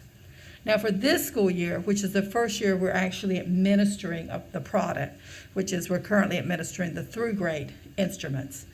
Our volunteer pool did drop. We understand that because of COVID. There's a lot of priorities, and we all know what our schools are facing, so we respect that some schools made the decision that they could not participate this year. We're hoping they'll come back, but we understand the situation. So this year we had 58 schools, 10 districts, and 6 charter schools. And we also have as a participant in our volunteer pool that we're very excited about our Cherokee Central School in the western part of the state. So of course, that school has always participated in North Carolina assessments for a fee. With this, we feel like it's very important. And the direction from the federal law is, of course, always to be inclusive, always to have as much diversity as possible, so that we can see the results of all the students, particularly as we're building it, right? So we're building this for all students, so we want to make sure we have all of our populations represented. So we're very appreciative of all of our peers and our colleagues from the American Indian population that are participating in this, and particularly the Cherokee Central School that is doing that as well. We will be accepting a call for more volunteers for next school year. So by all means, we'll be sharing that information over the next couple of months. If you know of schools or districts that would like to participate and be a volunteer, that would be absolutely wonderful. And one more quick note, next year it will be the through grade, and then the pilot schools will also do that flexible summative at the end of the year.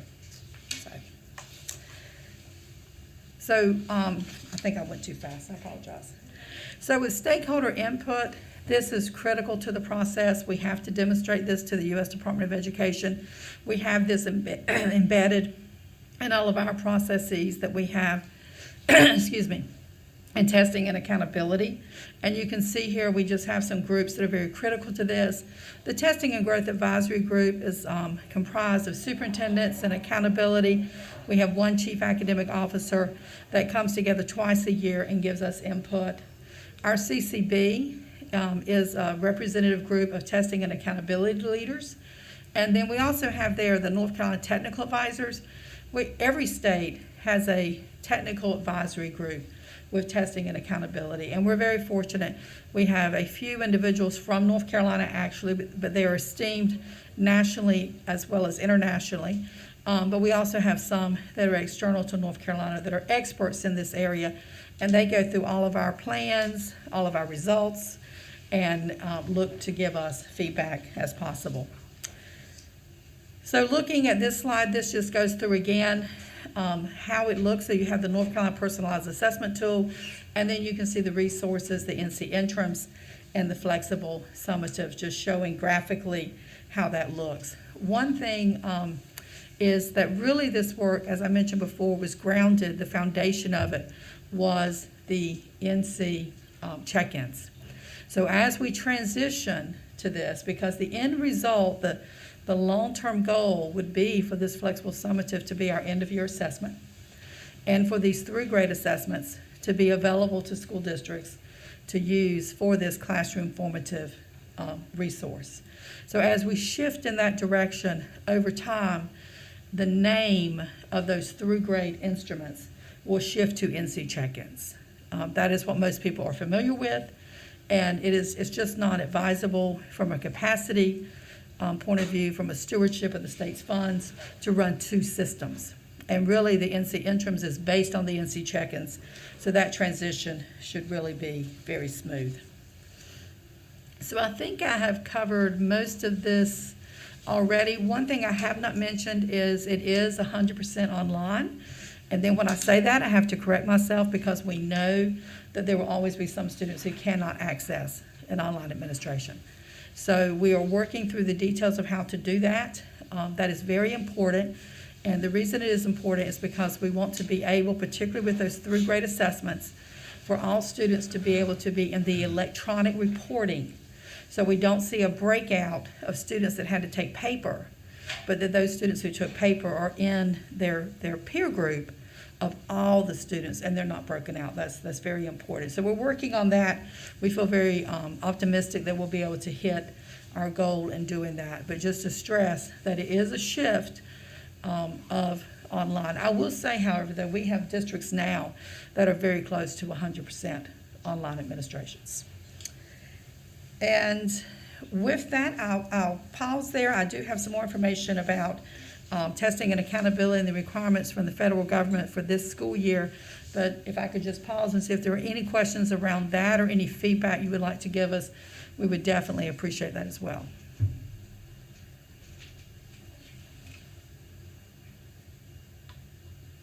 Okay. Well, that sounds good, but if something occurs to you when you're driving home, just feel free to reach back out to us, and we would love to hear from you. So for this school year, the U.S. Department of Education shared that testing and accountability will not be waived. They did give states the opportunity for an addendum, and the addendum is for this school year only, and it is to make adjustments, if you will, in the accountability model, school performance grades, long-term goals, which are disaggregated by subgroups, and the designation of schools, your comprehensive support and improvement schools and targeted support and improvement schools, where there was an impact from not having data to fulfill the Every Student Succeeds Act state plan due to COVID. So that information is being presented to the state board next week, a recommendation for that addendum. The addendum is out for public comment on the DPI website, and I've put that down at the bottom, so you can go look at that addendum and see that and make any comments that you would like for the public comment period. So the addendum is going before the state board, not the test accountability waiver. So the waiver is as well. Now, the waiver is different, and a state can submit a waiver to the ESSA state plan at any time. This particular waiver is not from testing and accountability per se. This is from holding students, and really it's scores, it's not the students themselves, but how our high school model works is that by the time a student is at the end of 10th grade, they have to have an English 2 score. By the time they're in the end of 11th grade, they have to have an NC Math 1 and 3 and biology. NC Math 1 and 3 and English 2 are those participation targets that we have to meet by 95%. And if not, then it counts negatively in the achievement calculation on the school performance grade. So the U.S. Department of Education waived, and see, in North Carolina, we're rolling those up, right? Because if you think of by the end of 11th grade students right now, they may have taken NC Math 1 when they were in 9th grade, correct?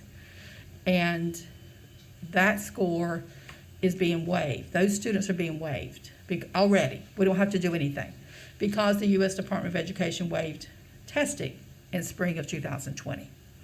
They did not waive testing last school year, 2020-21. And since they did not waive testing in that school year, those students who did not test, and it could have most likely been because of COVID and quarantines, etc., those students, if they're now in the 11th grade, it will count against a school's achievement score in the school performance grade, as the current guidance from the U.S. Department of Education is stating. So we've been in conversation with the U.S. Department of Education and explaining the North Carolina model with the intention that they would reverse that and also give that forgiveness for the 2020-21 school year, high schools only, which is only where the impact is. There is no impact to grades 3 through 8. So we drafted a waiver and are presenting it to the state board, recommending it. It is also in the public comment. You'll be able to see it there as well. Those conversations with the U.S. Department of Education, I will share, are ongoing as I speak. And so we're really optimistic, maybe too strong of a word, but it would be most appropriate, I would say, if the U.S. Department of Education would go ahead and give us this latitude. Just to share, not very many states have an end-of-course model for their high schools. Most states, all students in grade 11 take a reading, math, and science exam in the 11th grade. And so if you have that model, this isn't a problem. But there are some other states that are like North Carolina, but not very many. So we're just trying to have that conversation, and we're trying to be proactive and taking this to the board in February in the anticipation that the U.S. Department of Education does not act. But it's only about that participation consequence from the 2020-21 school year on this year's accountability reports. Okay. So that is all the information that I have to share. And again, I welcome any questions, and thank you for that clarification. That was very helpful. Any other questions? So if you're interested in the Innovative, please let us know.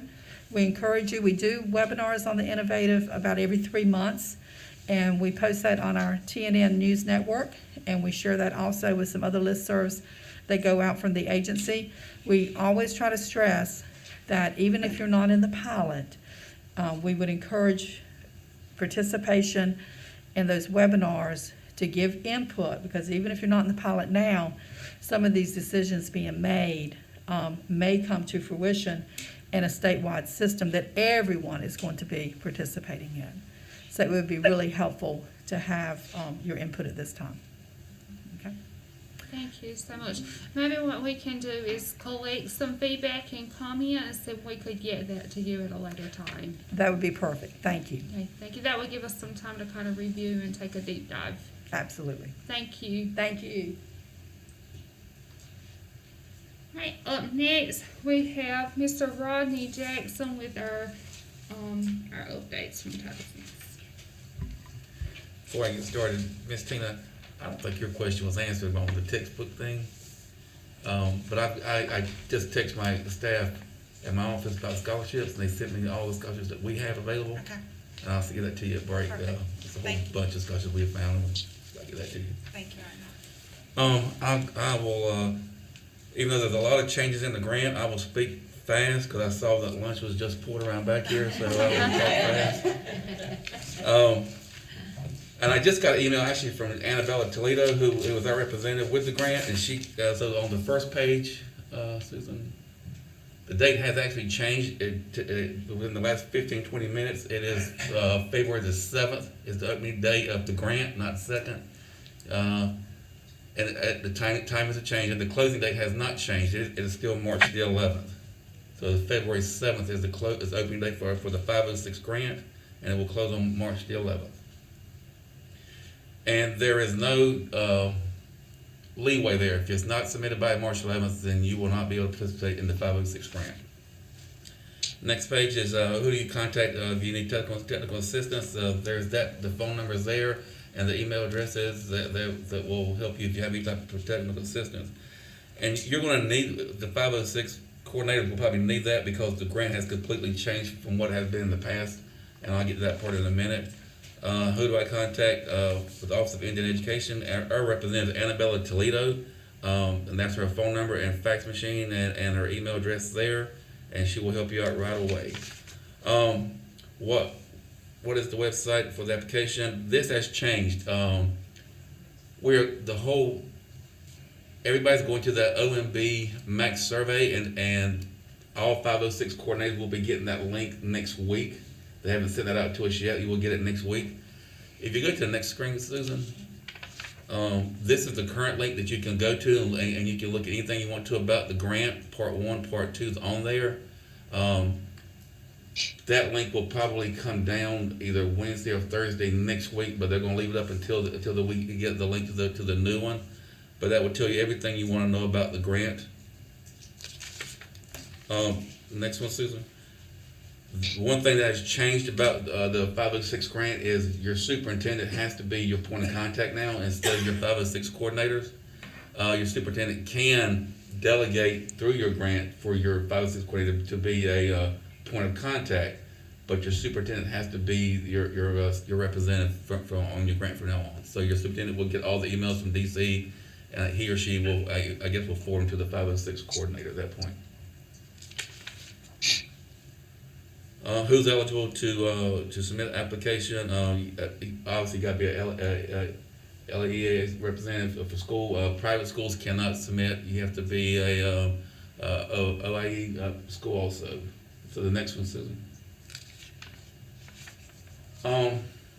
This one here, most people will choose to select the 4-year on their grant, on their application. And what that means is on Part 1, you're submitting your numbers, how many American Indian students you have in your grant.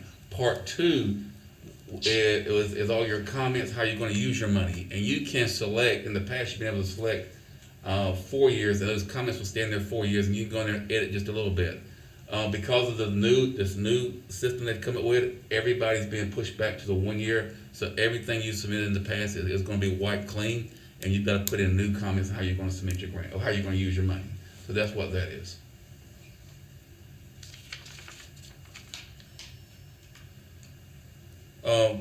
This part here, the consortium part, they cannot, which is for us would be like the Lumbee tribe.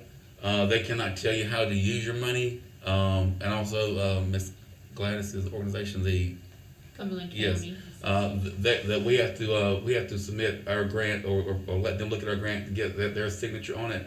But they cannot tell you how to use your money. They can just look at it and give you some inputs, but they can't tell you how to use your money. But you still have to do a consortium with both of those organizations.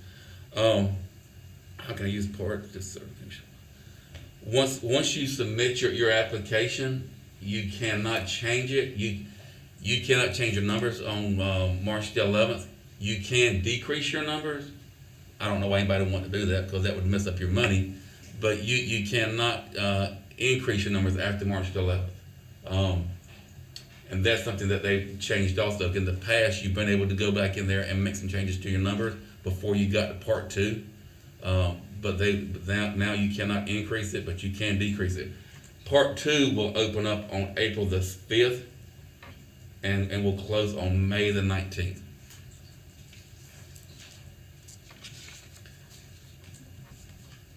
That is all that I have. Anybody have any questions? I just have one question. So this is going to be submitted to the superintendent. The superintendent's going to be. Yes, a couple of months ago we had a form that was sent to all the 506 coordinators, and you had to fill that out, and so your superintendent was listed as your point of contact now, for your grant, Okay. for your money. Are you on like your leadership team meetings or your district leadership meetings? Are you a part of that? Yes. Yes. Okay, that would be really important if our grant was going straight to our superintendents, that our Title VI coordinators would need to be on those leadership meetings moving forward so that they could be a voice for American Indian students. So that would be something we would definitely need to think about and discuss. And that would be, try to say this in a nice way, if your superintendent buys into Indian education. For me at Cumberland County, my superintendent and associate superintendent all buy into American Indian, so I'm involved in every leadership team that they have, meeting that they have. I don't know if Hope County, Scotland County, Robson County, or Wake County are as lucky as I am, but I'm in everything. Thank you. Chair Lady Locklear, I have a question. Yes, ma'am. Thank you, Mr. Jackson, for that update. I'm wondering, I'm not familiar with the term 506 coordinator. Is that a change in out of the Office of Education, Office of Indian Education? Dr. Sand, I don't think it has been changed. The 506 coordinator I've been in this position for going on 4 years, and that's what it's been called for the past 4 years. Ms. Yates, has it been changed? Was there something different prior to Not that? that I know of. No, it's always been 506 coordinator. It has, so I guess I am so informally. sorry. Oh, hold on a second. Wait, let me back up. I am wrong. It's Title VI coordinator. It's the 506 form is what you fill out. I am wrong. I'm sorry. I apologize for that, Dr. Sinai. It's a Title VI coordinator. Yes, that does sound familiar because 506 is a form, right? 506 is a form, and it's actually online now. That you can complete it online also. Yes, ma'am. Now, there for a minute, I thought, my goodness, they're naming that position after a form. I was actually just doing that. I did it on purpose if you were paying attention, Dr. Sinai. Well, see, I won the contest. Thank you. Chairwoman Locklear, if I may, so that's very interesting about it going through the superintendent now, and something that we need to let the Title VI coordinators know about. On one hand, it presents a concern because lots of things certainly come across for superintendents, so we need to make sure there's coordination there. But it also presents a real opportunity because we have had this discussion in the past of directors versus coordinators. Coordinators do all the groundwork, and that work is kind of pushed aside. So we'll just go do this coordinator who's usually a member of the American Indian community, and then there's not that crossover amongst district leadership so that they're in the loop and aware of what program is going on. So we've got both the promise and the peril of this new way that they're rolling out information, but it's really important that the coordinators know that they're going to have to get an in with those superintendents, because we have some districts where we are very fortunate where it's a dedicated Title VI coordinator, as is the case in Cumberland, as in the case in Robinson, and then we certainly have other districts where the Title VI person it has an associate's degree and works in coordination to do that work, and then it's directed, the person signing off on it is the director who's not as closely grounded to that work. So I would encourage everyone as you're going back to your communities to sound that, I'm going to say alarm, but I don't mean alarm as in harmful, but just to be aware of that and to really work on that opportunity because, again, concern, but also a real opportunity there. Thank you. All right, now we are going to break for lunch. We won't just- Okay. All right, thank you.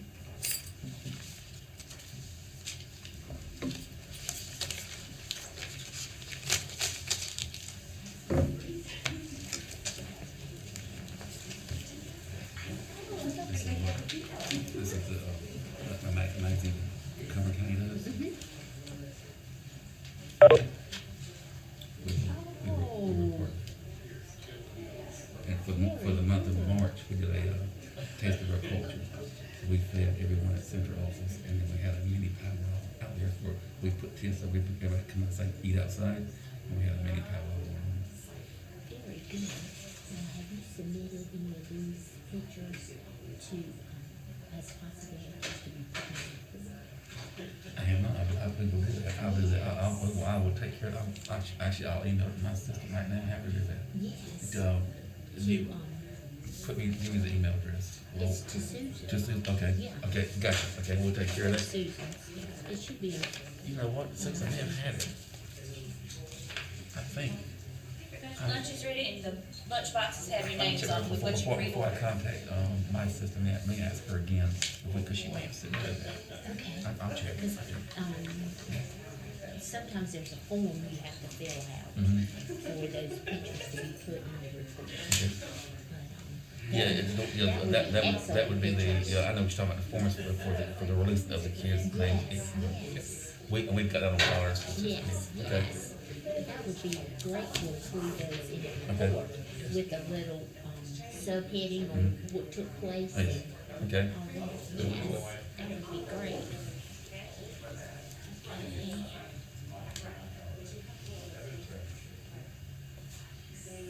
It's just so much information.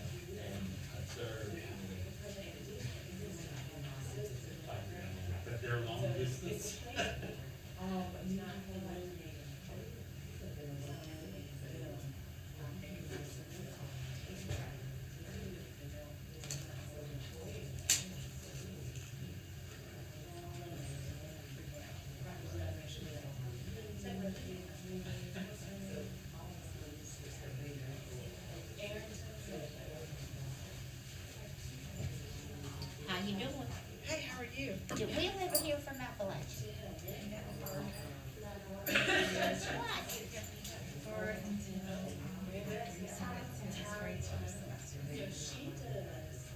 And you had above the 3.0.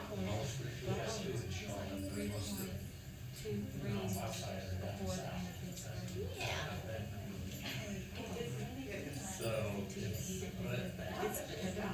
Yes.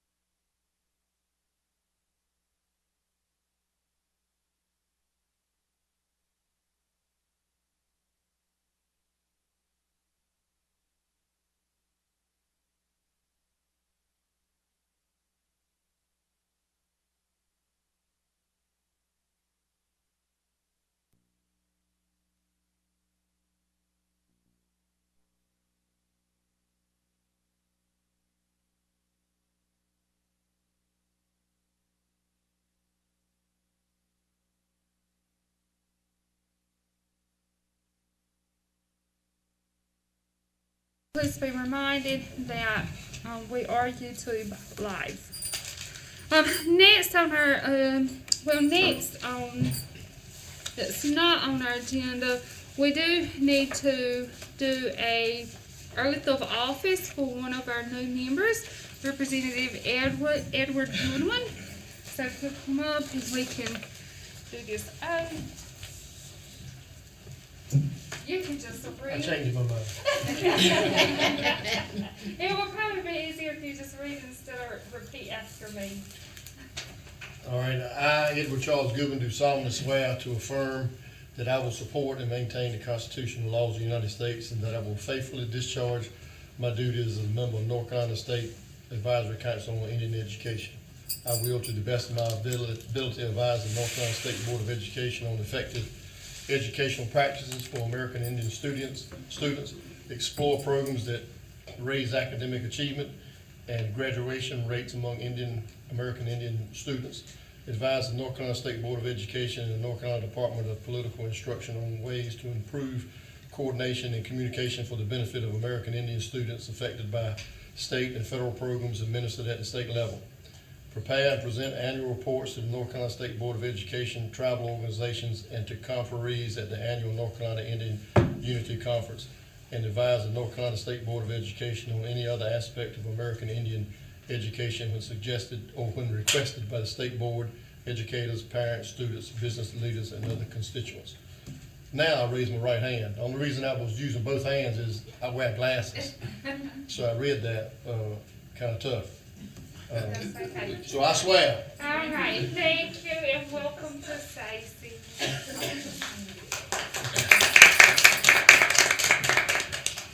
I think that's about the 20th time that I have raised my hand and swore to God that I would do something. But this one was good. That means I didn't have to hurt anybody. All the other times was as a draftee, when y'all drafted me during Vietnam, and then as a fellow agent. So, and then when I did this job, two terms, I had to raise my hand. Didn't have to swear to God that I killed somebody. So I thank y'all for that. Absolutely. We look forward to your service and supporting our American Indian students throughout the state of North Carolina. Thank you for joining us. Next, we have updates from DPI, our very own Dr. Susan Silver. Good afternoon, Chairman Locklear, all members, and certainly welcome Representative Godwin. Just a little context for you, I serve as the agency's liaison to this council, which means I help to make connections when there's information you'd like to know, speakers you'd like to have. Myself and my staff, some of whom are with me today, help assist in generating your annual report, and just your general contact person, in addition to my other job with the agency, which is I lead our diagnostic services teams and mostly support our low-performing schools in the state. And I'm a member of the Hallawasaponi tribe and a proud product of American Indian Education Programs, Title VI programs offered by the Commission of Indian Affairs and all that good stuff. Brief updates today, because most of those were given earlier this morning by Dr. Oxenon and also by Dr. Edmonds. Dr. Edmonds continues to run the Office of Equity. A large part of that work is the Leandro work, which impacts districts with which we know American Indian students sit. So that's certainly important work. And those updates you were hearing about accountability, as you heard, are new to all of us. So continue to listen for updates on that. A lot of that information going before State Board just in a few days. So please listen for that. And if you have questions, you can certainly channel those to me, and then I will get those out to others. Other updates, you will hear Superintendent Truitt talking about new initiatives for changing the focus of education and perhaps changing grading. That's all very new as well, so just be on the lookout for updates on that, and as they become available, we will certainly share those. And it will be our hope, Superintendent Truitt had intended to be here this afternoon, but had a scheduling conflict, so we hope to get her on the agenda to be in another meeting, if not the next one, the one after that, so that you can share any concerns you have and certainly advocate for the issues that are important to you, and also so she can explain the initiatives that she's bringing forward within the agency. As always, we have Dr. Oxendine representing for the State Board, and she shared those updates there. I'm going to roll into our next item, if that's okay, Chairwoman Locklear. Absolutely. Which is about the report. So it is time to begin, well, a little bit past time, to begin working on our annual report. As you know, last year was a difficult year. in that we didn't really have data. We didn't have 2020 data.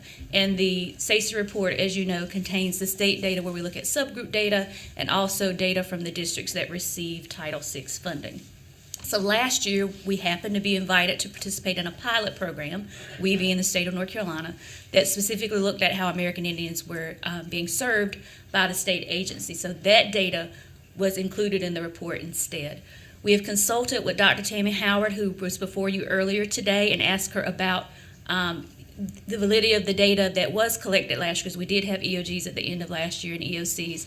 As she determined, the state board had already determined that that data could not be used to determine status of schools. So what that means is that data couldn't be used to identify a school as low performing or to assign performance grades. However, it can be used to inform reports. So Dr. Howard has given us the all clear that that data can be used in our report, so we'll go back to our regular reporting structure. Dr. Briggs, who's not able to be with us today, she's my counterpart within my department. She works under me and helps support you all as well, has been in communication with the Office of Accountability. They prepare the data for us in that format we need for our report, and then it goes to our graphics department, who helps put it in the boxes in the report, and then that's when we start working on the narrative that needs to go around it. So we have a timeline for that, for them to get it to us by the first week of March. Typically, the report has gone to the state board in April. I am going to propose that will likely be pushed back to May this year, only because you have to think about when you want something to go before the state board, it has to be prepared and done a month before, because everything goes to the state board office about a month before. So if you want something in May, it actually has to be sent to the office in April. If you want something to go in April, which is when ours usually goes, it has to be done in March. But just because of all the questions around the data, I just don't think that's a likely timeline. So I would ask the council to consider pushing back their presentation date to the state board to May, and it will include that data. As I heard Dr. Oxendine sharing, depending on what that report looks like, the council might consider including some information on learning loss, since that's going to be broken out by subgroup. I have not looked at that report yet, so I'm not going to make a recommendation one way or the other, but it's certainly something that we could consider. And of course, as normal, it will be this council's job to develop what recommendations you want to go into that report. And then we will put those in there for you. We do have a meeting in March, and we want to advise you that there might likely be a call meeting that would be a virtual meeting to look through the report and to approve that, just so we can keep things moving in a timely manner. The other update I would say, not related to the report, but Ms. Yates had shared earlier that the Commission of Indian Affairs has approved new members for those whose terms will be up in July. Those then have to go before the state board, and usually I kind of roll all that together to take to the state board at the same time. And I go over the credentials with this committee, the learning committee, and then they bring it before the board. And usually, typically, they approve those appointees brought before the Commission of Indian Affairs. Questions, and then I can help you facilitate a discussion about recommendations if you like. Just let me know your pleasure, Madam Chair. Okay, thank you. Anyone have any questions? So we can begin our conversation on recommendations. Dr. Oxendine, are you with us?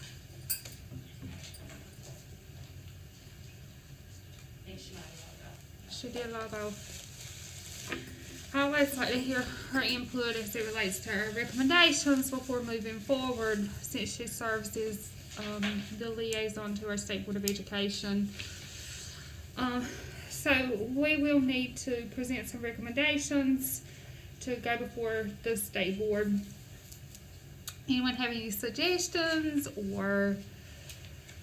Yes. Will we be getting our data from the report that she mentioned first before giving the recommendations, or? Because she said that data would be coming out in February, correct, Dr. Silva? Yes, that formal data in the presentation that's in, but all that data is available on the accountability website, and we can take a look at that. Generally, what this council knows is that those trends have been very stubborn. What we don't know yet is what the amount of learning loss is.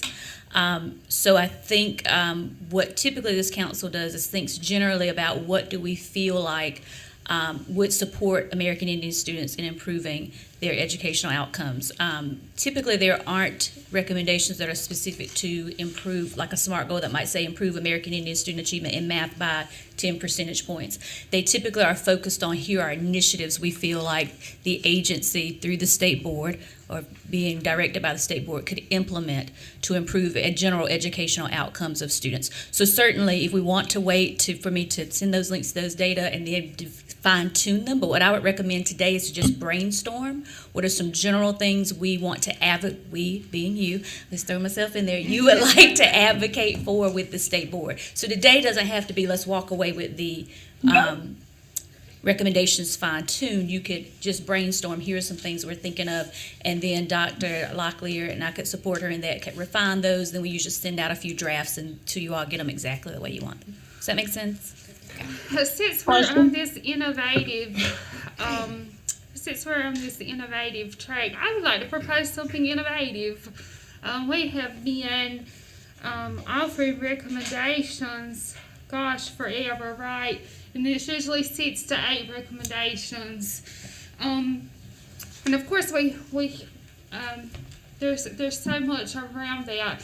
I would like for us to consider developing one strong recommendation.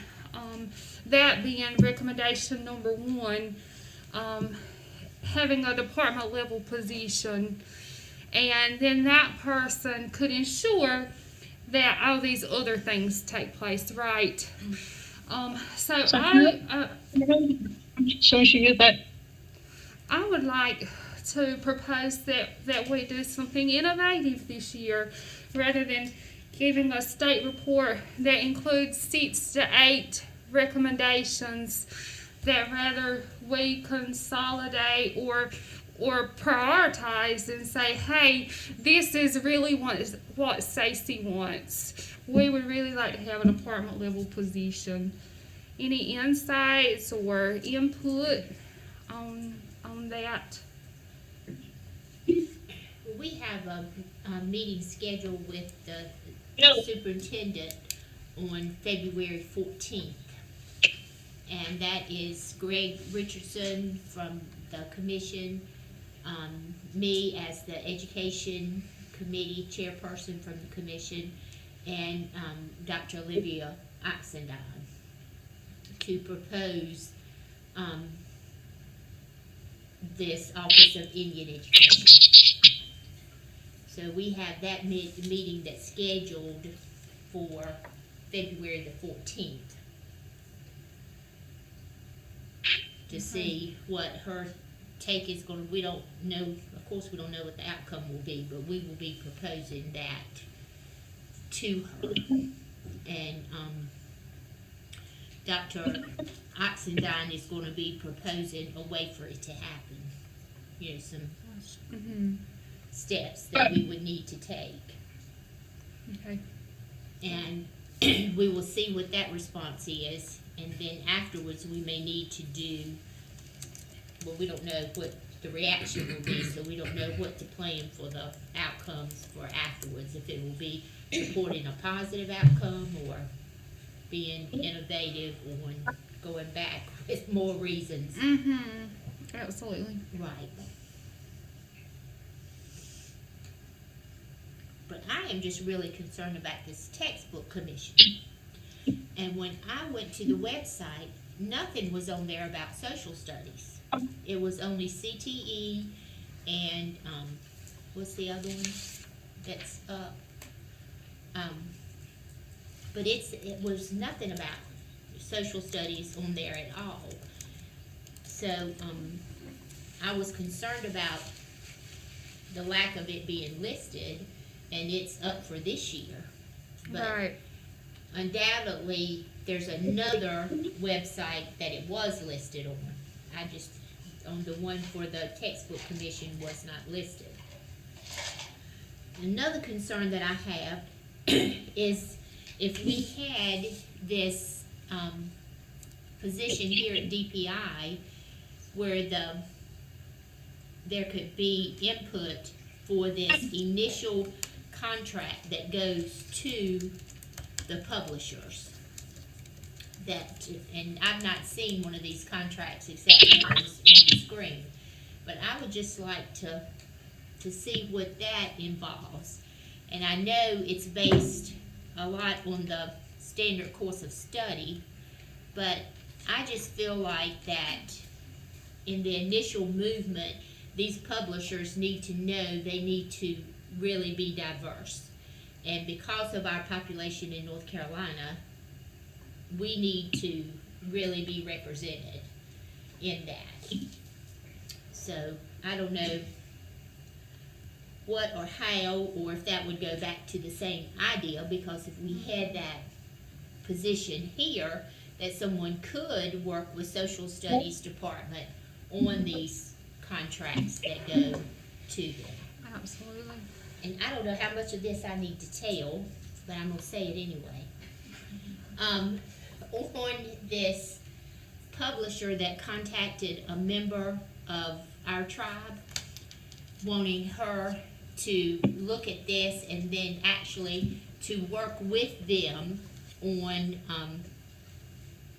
well, not really to work with them, but just, I think they were looking for an Indian person's name to put a stamp of approval on what they had done.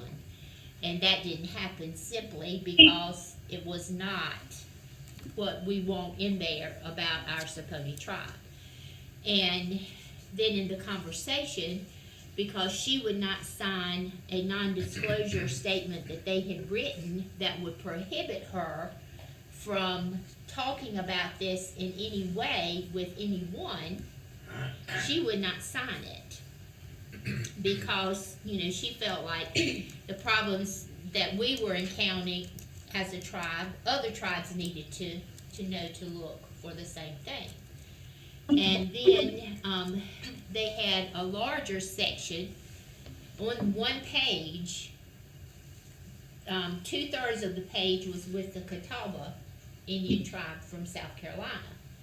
And then 1/3 at the bottom was our tribe. That's all she got to see. And they wanted her stamp of approval. Right. And that's not satisfactorily to what we would want in a 4th grade textbook about our tribe. So this person that she talked to was so certain that her textbook was going to be selected for the social studies process. So I'm not so sure how at December of last year that publisher would have been so certain that their book was going to be one of the finalists when the contracts haven't gone out yet. So I'm a little confused on Right. that whole. Which is why I feel like this position's so important, right? We have someone here that's in-house that can follow up and can be more intentional.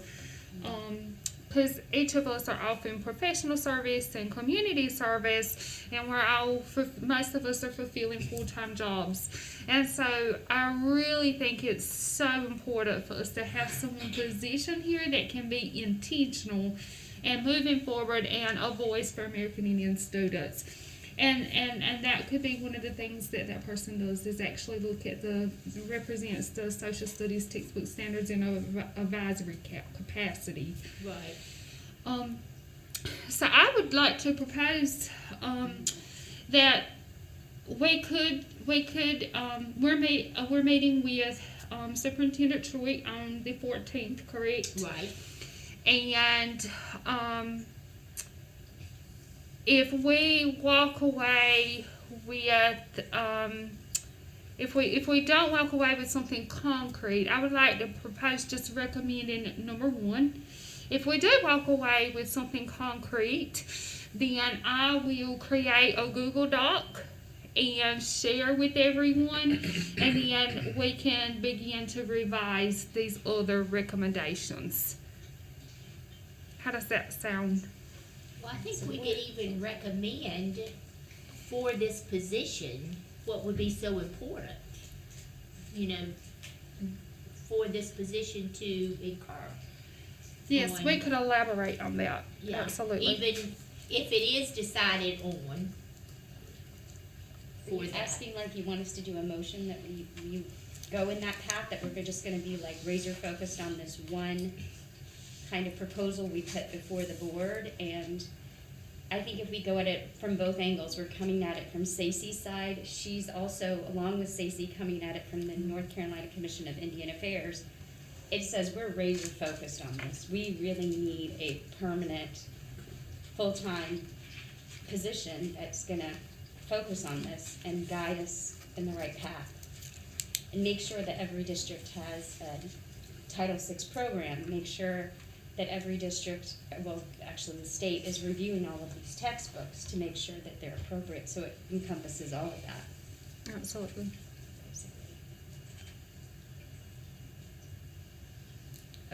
I will share that in the interim, I love this direction of if this then that, because we will have time in between. It will require not a face-to-face meeting, but doing lots of let's check in with one another and share Google Docs, sharing of a Google Doc. And also, I brought up the report there. The link is at the bottom of your agenda. So some of the items, if you're new and you're not familiar with what we're discussing in terms of the pilot or in terms of the previous recommendations, they're certainly there. And I can also send you a link to the accountability website where you can look at the subgroup data, where you can click on American Indian Achievement and you can see their performance at the state level.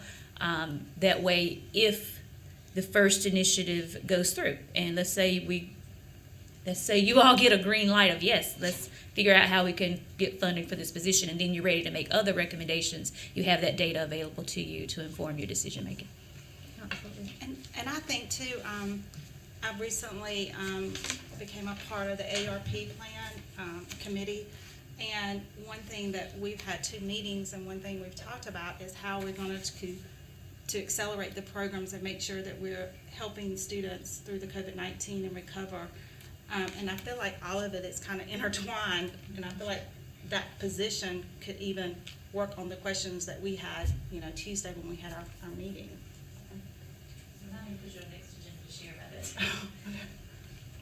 Yes, or we can also invite the Jeannie Corn. Yes. Yeah. Okay. Because when you look at the funding and what was presented to us with the amount, I mean, there's so much out there that we really need to take advantage of. And I'm just scared that it's gonna slip between the cracks and it's not gonna be utilized. Can you tell us more about the ARP? So it's a committee of practitioners that were put together to talk about and work on what we can do to help with the students who have suffered, like with, through the pandemic, with testing and all that. One thing I was telling Dr. Locklear, Dr. Korn presented to us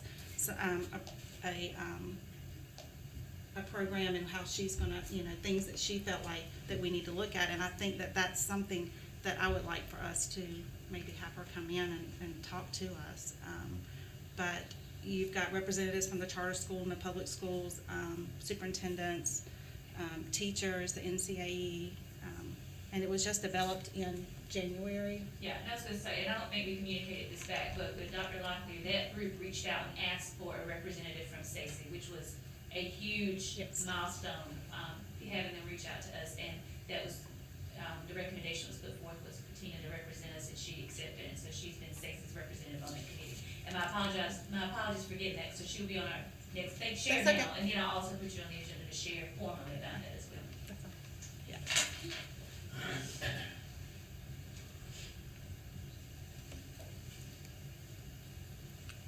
Now, on these positions that are, were not filled for the textbook commission, where it has to be a teacher, a parent, a principal, superintendent, is there a way that we could be given a list of our American Indian teachers in those grade levels to look at, to see which of those may be qualified, interested, whatever, to be, for their names to be given to the state superintendent who then in turn gives this list to the governor that he approves. She recommends to the governor. So, how can we go about getting American Indian teachers in those positions? Ideally, it would be great to have at-large Indian representation, because we know our teachers are stretched thinly on all that they have to do. And we have very qualified retired teachers, other people in the field that know about American Indian tribes and all, that would be a good asset to that. But no at-large positions are available. It has to be one of those, which would require a general statute change to get the at-large positions on there. So would it be worthwhile in our conversation with the legislators to make that addition, to have at-large representatives at the textbook commission and on the advisory council or committee for them? Because, you know, a lot of our teachers just fulfilling all the committees they have to do at a school level, and, you know, things there, they may not be as willing to take the 4-year position as someone, you know, that's serving at an at-large level. I was just going to answer your first question, which is I'm not currently aware of how to get a database of teachers who identify as American Indian at large. I believe that's the question that I heard that kept coming up to the forefront. How can we ensure a representation on that textbook committee? And what I heard was there's no way to ensure that. So it's really haphazard. If you have to rely on that some American Indian teachers happen to see the announcement that it's going out and happen to sign up. I would advise that if that's something that this body wishes, for that to be an advocacy point with legislators, to say we would like this appointed seat. Pushback I got when I had this discussion internally and was told, they talked to the attorney, we can't do things for special groups, which is not the first time we've heard that, isn't. But you can, because ESSA says we do get special recognition, special, because there were treaties that were signed a long time ago that were broken, and this was kind of the fix. So ESSA does say we get special recognition under the law. But a lot of lawyers aren't familiar with ESSA, specifically the piece that speaks to tribal consultation, which is what Chairwoman Locklear was alluding to. Tribal consultation and what's the other word when it's not strong? Meaningful collaboration. Meaningful collaboration. That's for districts, but also it points out state education agencies must engage in meaningful collaboration or consultation with the American Indian population of the state. And if you think of this as a consultation piece or role to be had, I certainly think it would be appropriate for that allowance to be made. So I could say all that to say that I think at this point, because I think that question was asked and it was told, no, we can't do that. So the next is to go to an advocacy role of saying, well, let's push the mechanisms that we can to make that something that you can do / have to do. Right? Right. Thank you.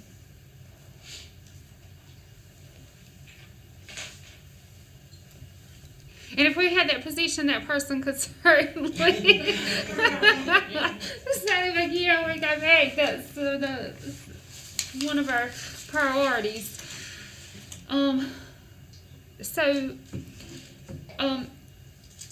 You know, we could send out an update after the February 14th meeting.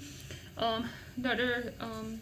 Silver, Miss Dorothy Gates and I can speak and send out a little overview of the conversation, and we'll create a Google Doc and then move forward with our recommendations based on that February 14th conversation. Is that okay? Well, I'm proposing that.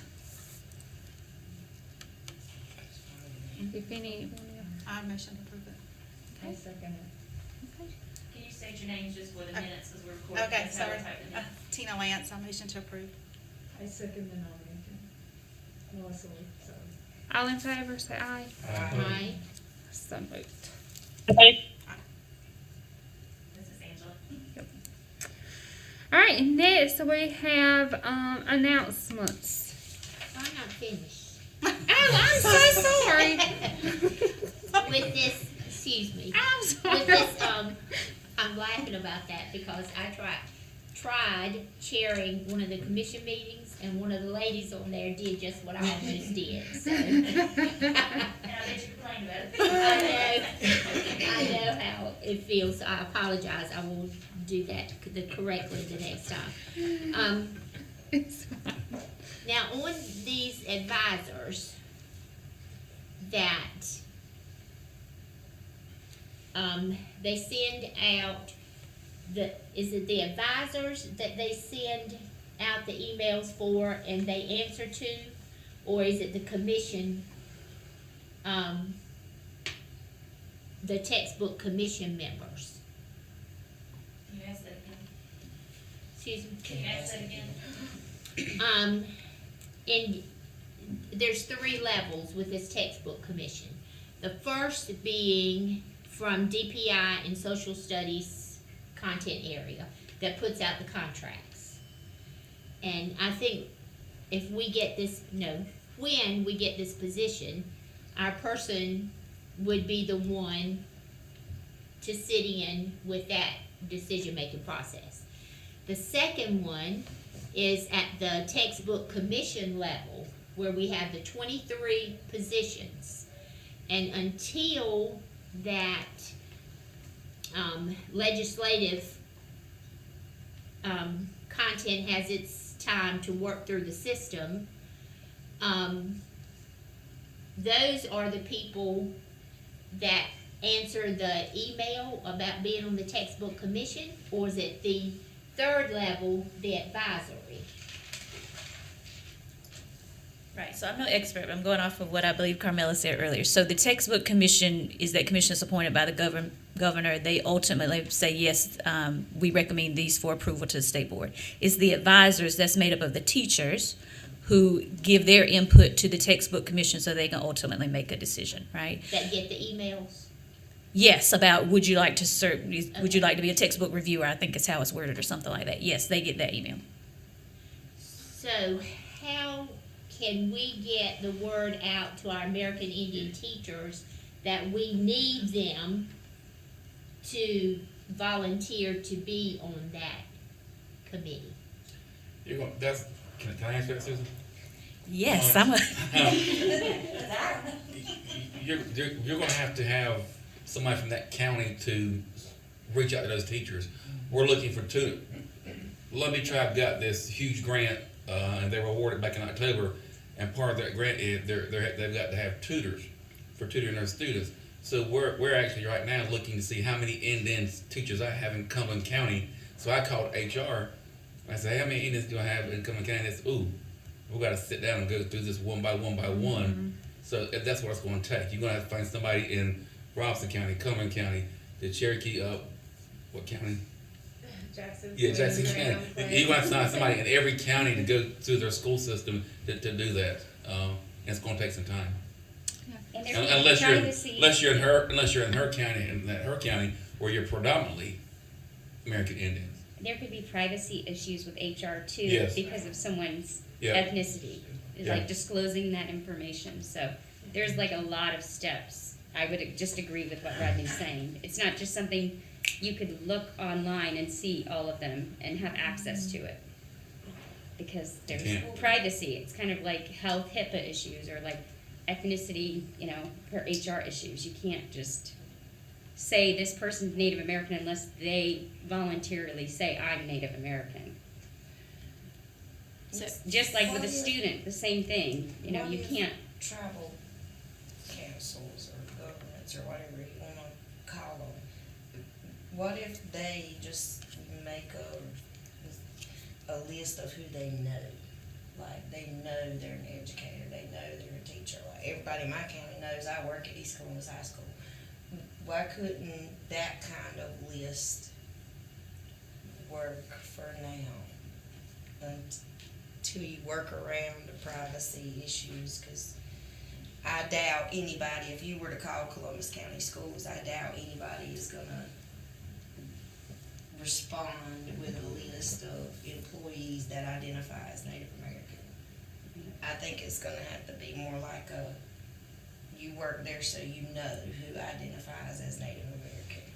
And just get the word out, hey, this email's coming out, or if you see anything about Social Studies Commission, you need to be aware of, this is what it is, please volunteer.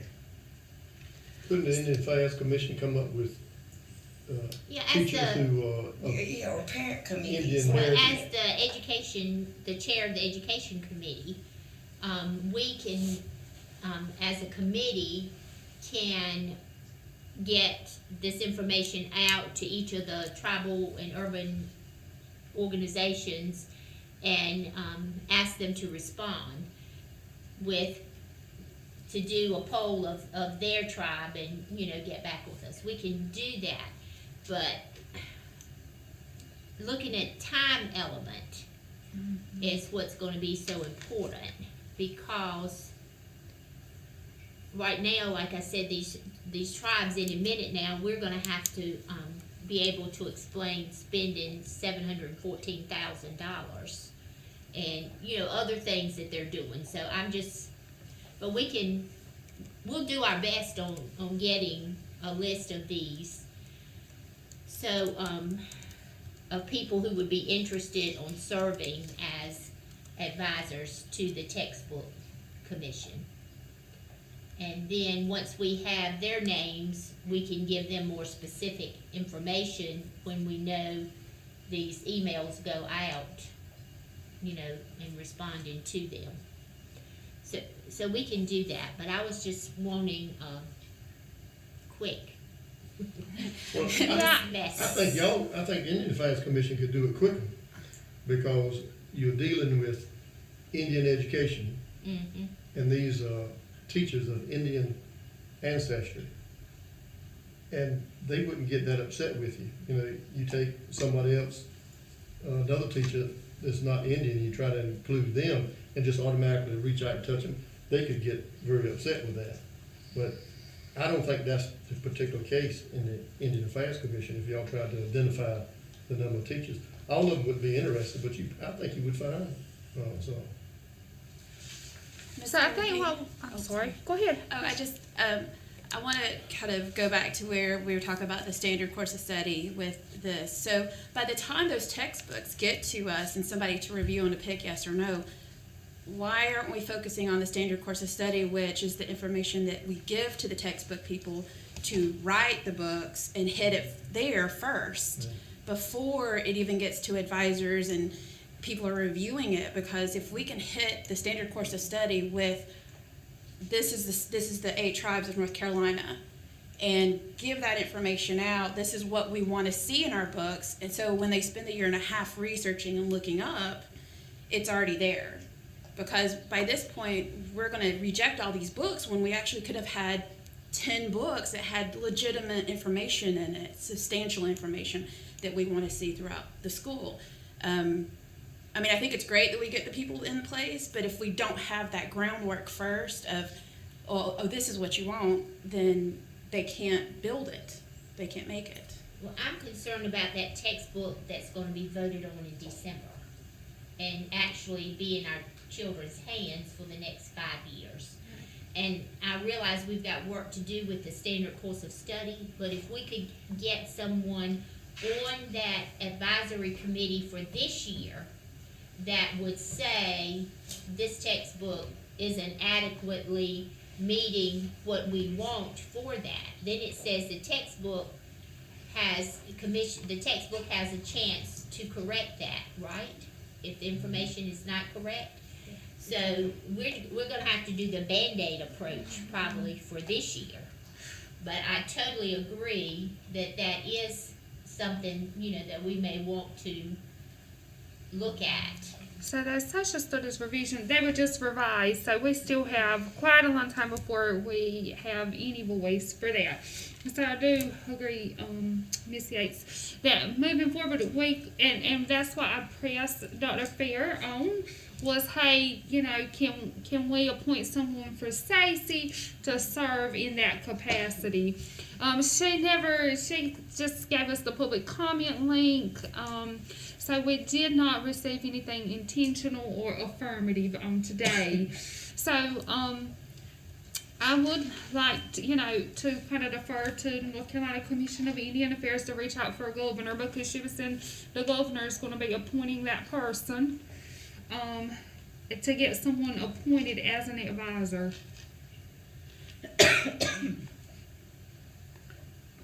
Okay, on the advisory committee. Yes, for the social studies textbooks. Yes. Yeah, okay. And I have a question, going back to that department position, would that be a funded position? That would be like a paid position? Yes. Okay. Yes. Because what I'm looking at is, I'm going back here, there's $36 million that was allocated to public schools for COVID-19 needs during the summer and in-person for acceleration. Well, then you go and you look, it was allocated for 5 FTEs, $2.5 million for Office of Learning and Recovery. So if that person then could be a part of that position, because that's part of the acceleration. I was just thinking through that when we had our meeting this week, and now we're discussing. Absolutely. And that's always the question when a position comes up, well, how would it be funded? The only caution on using those dollars would be those are going to be time-limited dollars. Right. Mm-hmm. You want to try and get a position where you're not having to scratch up, fight for funding, or risk it being cut. And that will be the first thing that will be cut because of some views of different people can't have different things. But we do know, because of the way Title VI funding is, that is a federally funded program, that there may be a natural fit for that within federal programs within the agency. That seems like a very natural fit for that. It's just a matter of if a priority is made to allocate those resources. Certainly, if nothing, certainly those time-limited dollars are certainly there and certainly a resource, but you always want to be thinking about sustainability, right? And just in hearing the conversation, it seems like we need to develop you all need to develop a long-term plan and short-term, so there's this immediate emergency of what's going to happen with these textbooks, because we don't want incorrect information. Seems the only option we have right now, what's been presented, unless there's some advocacy that happens pretty quickly, is me asking Carmela to send me the link, sending it to you all, and then you all pushing it to your communities, and certainly I can send it to Mr. Gregg. In the long term, it sounds like there's an ask that the Commission of Indian Affairs start developing a list of American Indian teachers by reaching out to the tribal communities and saying, hey, could you annually provide us a list of your American Indian teachers, and we'll keep a running list, because that came up with appointments as well. Miss Angela, who's on the Hiawassee Tribal Council, asked me if I had a list of American Indian educators they could pull from to appoint. Well, that doesn't exist in the agency, so it seems like a long-term thing. And then long-term, having someone on that textbook commission that's allotted for a SACE member, American Indian educator. But right now, it looks like we're in a place of word of mouth. Now, I'm not saying to wait on that advocacy. If Mr. Gregg can talk to the governor and he can get that to happen next month, let's do it. But just think of those things through. I do want to briefly speak to the standards. Standards are very interesting. Remember, standards are give you broad topics, and they don't tell you what to teach. So nowhere in the standards is any tribal name printed. It'll say things like indigenous people. It'll say native peoples of North Carolina, whatever it may be. The tribes are listed in the supporting document. And we've got a while till we have to revisit this anyway, because the standards they were just adopted. But that's just something to keep in mind. Of the standards themselves are never going to have an incredible amount of detail. What you've really got to work on is what are the supporting documents underneath that, right? And if I have any other information, I'll share it. But that's just my thinking as I'm hearing the conversation so far. Yes, thank you. So if you'll get that link from Dr. Fair and send out, that would be great. I'll send her email, remind her to send it to me. Okay, thanks. Well, I said that a while ago from the perspective, if you want something done and you start doing it yourself, state government or federal government will go along with you quicker than if you try to transfer them solving the problem. If you come up with if what we're talking about here, if you come up with what you need and then the state sees it and I'm talking about in that other building over there, how it usually acts. If you come up with something and they see it, oh, I don't have to put much effort into it, all I gotta do is pass this or put a little money to it, it's so much easier. If not, it goes on, it goes through multiple committees and all that stuff. Sometimes, certain bills, and I think this would be one, you could just walk it through and it would be a whole lot easier than having to go through 4 or 5 different committees, because they got education committees over there, state personnel committees, and all that kind of stuff. It would be a year before we got anything done. But if you come in and say, this is what we got, we just need to stamp this, it's easier that way. Makes sense. You know, because you do not want local government, state government, or federal government tell you how to run your program or how to educate your children or this, that, the other. We need to take more responsibility and take charge more of our education of our children. I'm through preaching. But thank you for that. Yeah, thank you. And I just wish there was some way that, with the teacher education programs, if we need to reach out to them on, the module that Stacy created, and that would start helping with the teachers who are first coming out. If we could get some of our teacher programs. Yes, and so we were working on that, and we kind of, it's kind of been laid to the side because people in the teacher education program, even myself, I don't have access to Power School. The only way to access those modules are to be in Power School. Gotcha. So I would love for my students to be able to complete those modules. Like, I would implement it tomorrow. I would go back Monday morning and say, all you pre-service candidates, please complete these modules. But since, and Dr. Briggs and I have extensively discussed this, but it's housed in Power School, and I don't know how we kind of move that out. So we were talking one time about possibly me putting it in Canvas and creating a Canvas module that I could share within the teacher education program. But of course I would have to get those permissions. But thank you for bringing that to the forefront, and I will get with Dr. Briggs again so that we can start pushing that module out again. Thank you. Dr. Locklear, if I may, Yes. just speak on that. I know in my county or my school, since I've been on SACY and the module, my people hear every faculty meeting. They know that when Rhea stands up, Rhea's gonna say, you guys need to go on Power School and complete this module and get your CEU, because it is every time. And I think that I hate to be repetitious, but sometimes in education, that's what it takes, because you don't have time and you have to be reminded, and you just got to keep doing it. And I think if more of us did it within our own schools, then more people would do the module. So, I don't know, maybe if it's just I know I preach it. Maybe if all of us would preach it, and I'm sure y'all do too, but it is literally every faculty meeting. Thank you.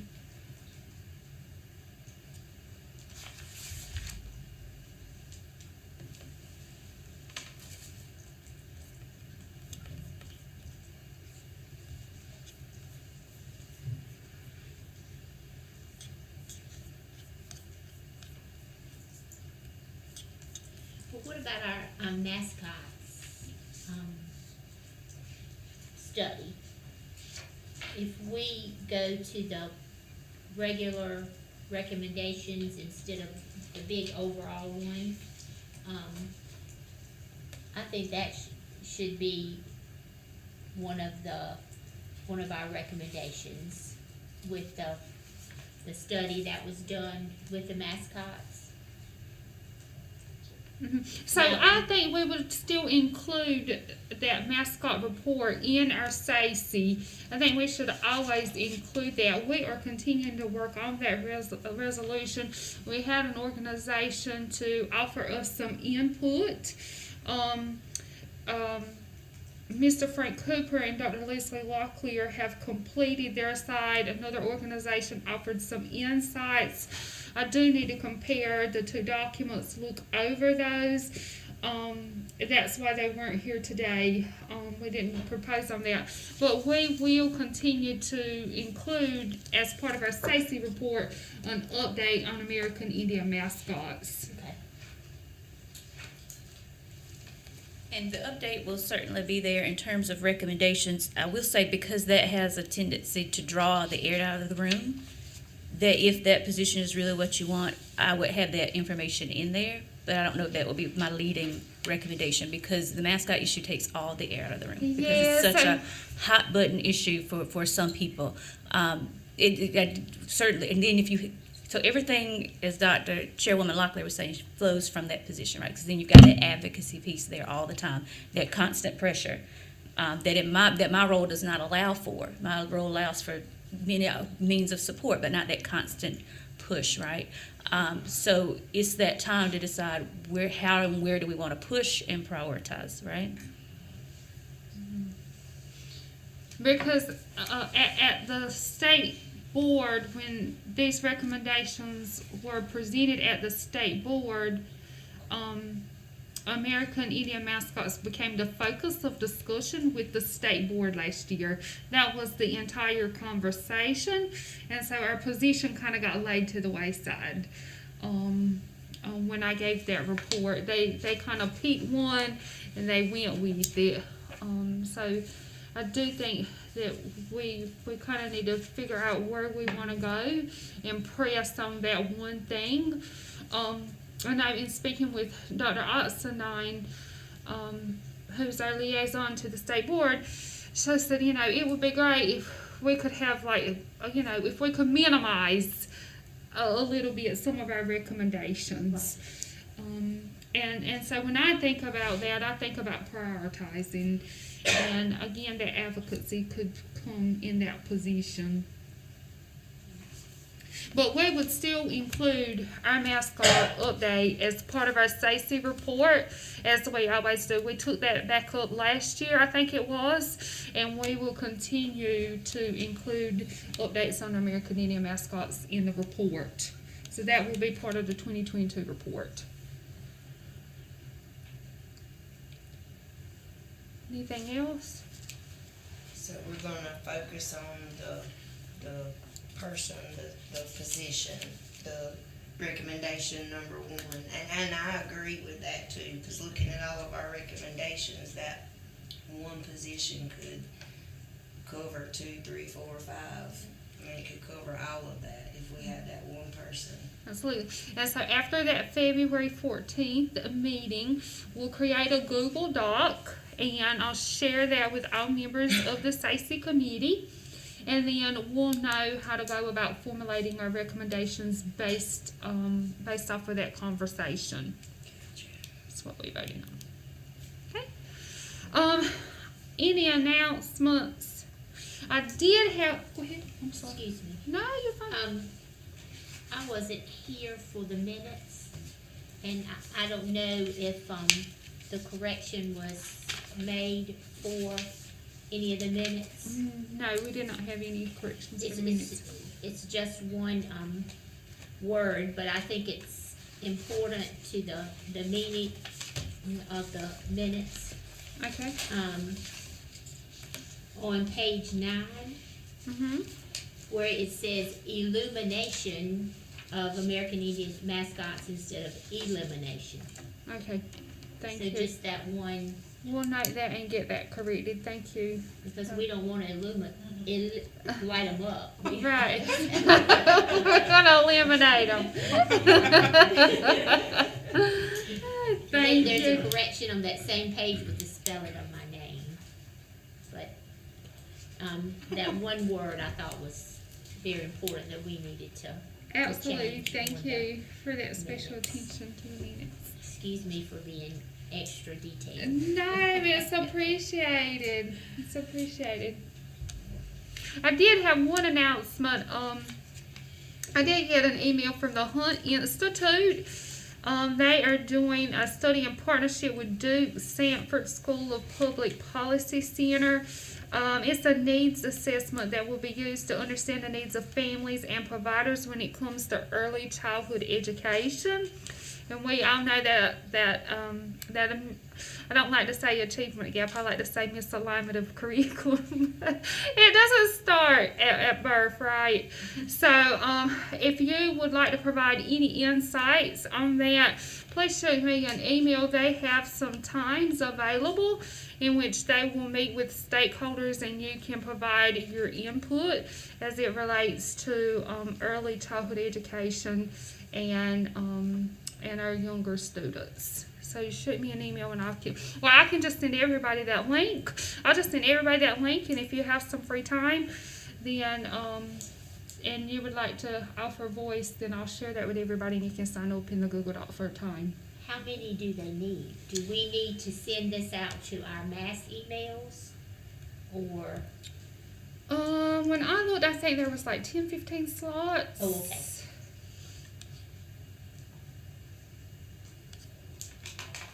Yeah. So I can shoot that email out too. Okay. Any other announcements at this time? I want to go ahead, Susan. No, you go ahead. I want to make a couple announcements if that's okay. First of all, we have in Cumberland County, we have been pushing for Eagle Feather Ceremony. We've been able to do one every year for the past 2 years, but it hasn't been able to do the official feather ceremony because of the pandemic. This past week, we did get it approved by our school board and our superintendent. We are doing a live face-to-face Eagle Feather Ceremony on May the 5th in Cumberland County. We have a tribe out in New Mexico that's giving us all the eagle feathers for our students. So we are truly, we got 84 seniors that are, we've graduated from 84 American Indian seniors that will graduate from Cumberland County that will receive a feather. With that, let me back up to say something else. Back in the beginning of the school year, and I'm gonna brag on my staff, that's what I'm doing right now. We put 8 American Indian students back in school that dropped out.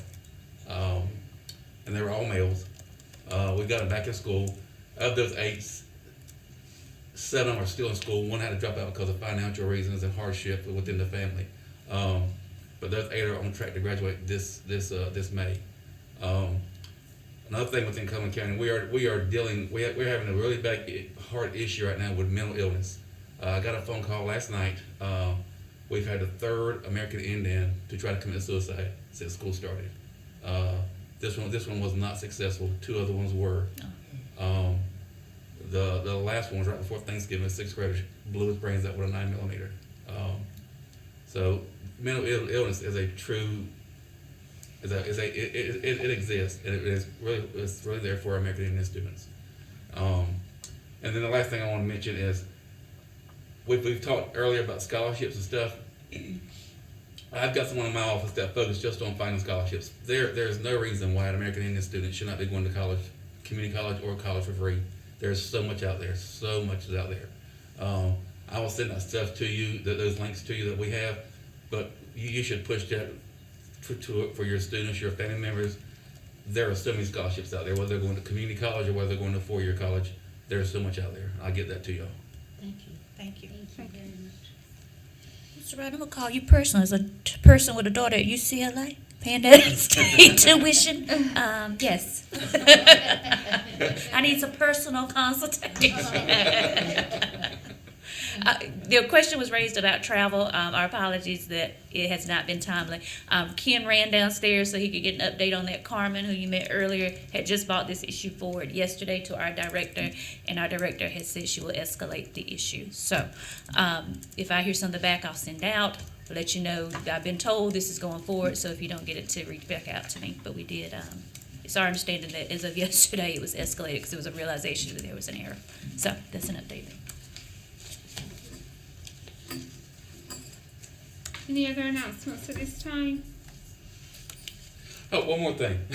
I'm sorry.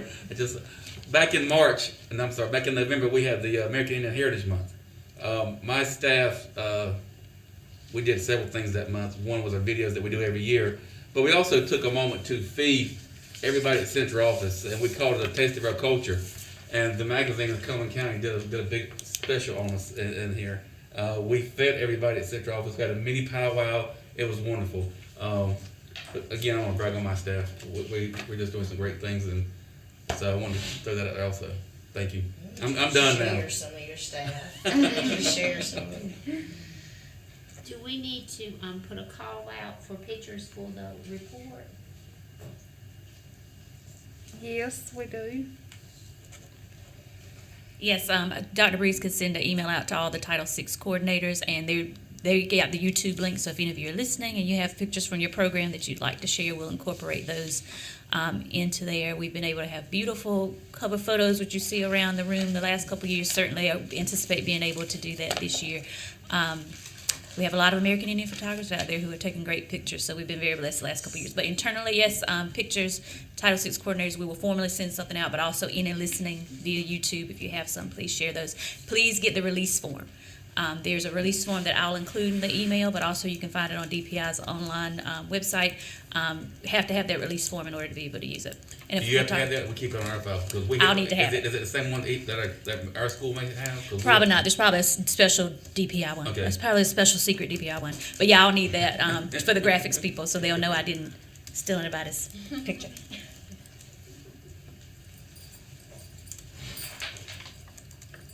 Any other announcements? All right. Do we have a motion to adjourn? Make a motion. Thanks, Lisa. Brad, did you have to we adjourn? I second the motion. Melissa Lee. All in favor? Aye. This meeting is adjourned. Have a great day. Safe travels to all. Thank you. Anybody want to go to the coast and get ahead of the snow? Well, I'm headed to the mountains to get ahead of the snow. It's like they've already released our schools, so. I'll take a beach house for the weekend. I'll take one for the third week of July. Yeah, the business week, yeah.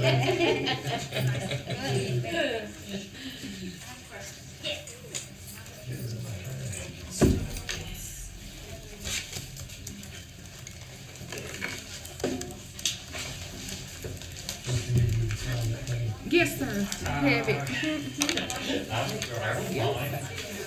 I didn't want to stop him while you were walking away. No, you're fine. And you can leave it to Or do that just need Dr. to last? Silver, or she might just tell you to keep it. Right here, Dr. Silver. Thank you. Alright, so you're ready to start in and we'll go down here. We are the right line. Miss Melissa? What is it? No, the other Melissa. I'm sorry, Miss Lee. I'm sorry. That's where you sign. And, I need her before she leaves. Dr. Locklear, are we supposed to get like ID classes? Where we're supposed to do what now? An ID. No, that has never happened to me, and this is like my 4th year. I have never been stopped. I got stopped too. He would not let me up, and I was like, I'm deterred. I was like, I need to go sit up, and he was like, he had to come down and get me. No, we don't have an ID. I don't know. In September, has to be today's. What, in the Stacy meeting? Yeah. I don't remember that. Yeah, that we would Yeah. get. That was my No, first meeting. you need That was this. the first one. Yes, That was the first one. yes, and it was saying that at our next meeting, we have our actual ID. I don't know. I missed that. I did too. Never had an ID. We've never But I had ID. remembered to bring my license this time. Yeah, I because did had to get a too. Visitor's pass. So you I remember that too? gave him my license. I did everything. They wouldn't let me in. Remember that. What's up? Let's pass Dr. Silver. Did she sign this, the chair?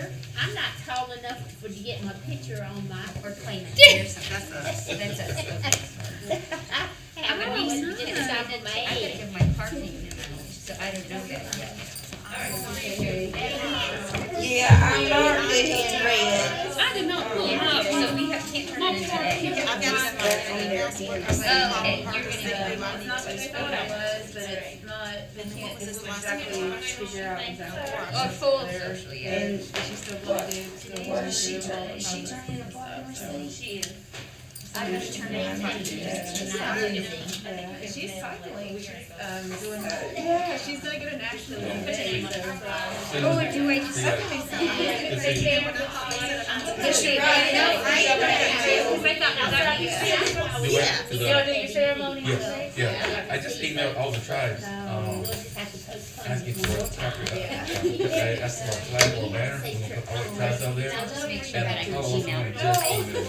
And so Before I leave. I put the name and her from the Harry and London. So, She would have to get out. always flags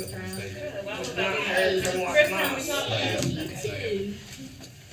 Yeah. And, the capacity is 300. He told yesterday, he said, built. He said, don't worry about that, it says built. So, that's our plan. Thank you. That mentioned something about an ID. Did we say it by, what secretary was, did we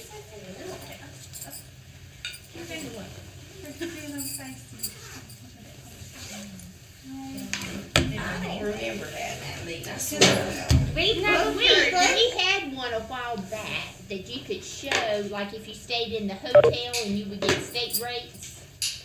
We had an ID, but that was a while back. Oh, okay, I've never. And I've never been stopped. Last time I did not have my ID. I did not have my driving license, but whoever was up there was like really nice, and she was like, "Go ahead," because I showed her I just pulled myself up on my school webpage or whatever, and so she let me come in. But that guy this morning, he was like, Yeah. "You're gonna wait." I just automatically go like I'm going to school and show my license on the machine. Well, what Tiffany said, so I texted Tiffany, I said, how do we get in this place? I was Tiffany like- says, go down to the elevator, and I said, you won't let me pass the lobby. You know how you fix that for the next time? Tell Have a me. list of the members and leave it with security. Well, yeah, I can do that, but also they could just let them come Well, if they have an ID, if they have a he- valid ID. He said that, the guy downstairs, he said, I don't have a list, you can't go in.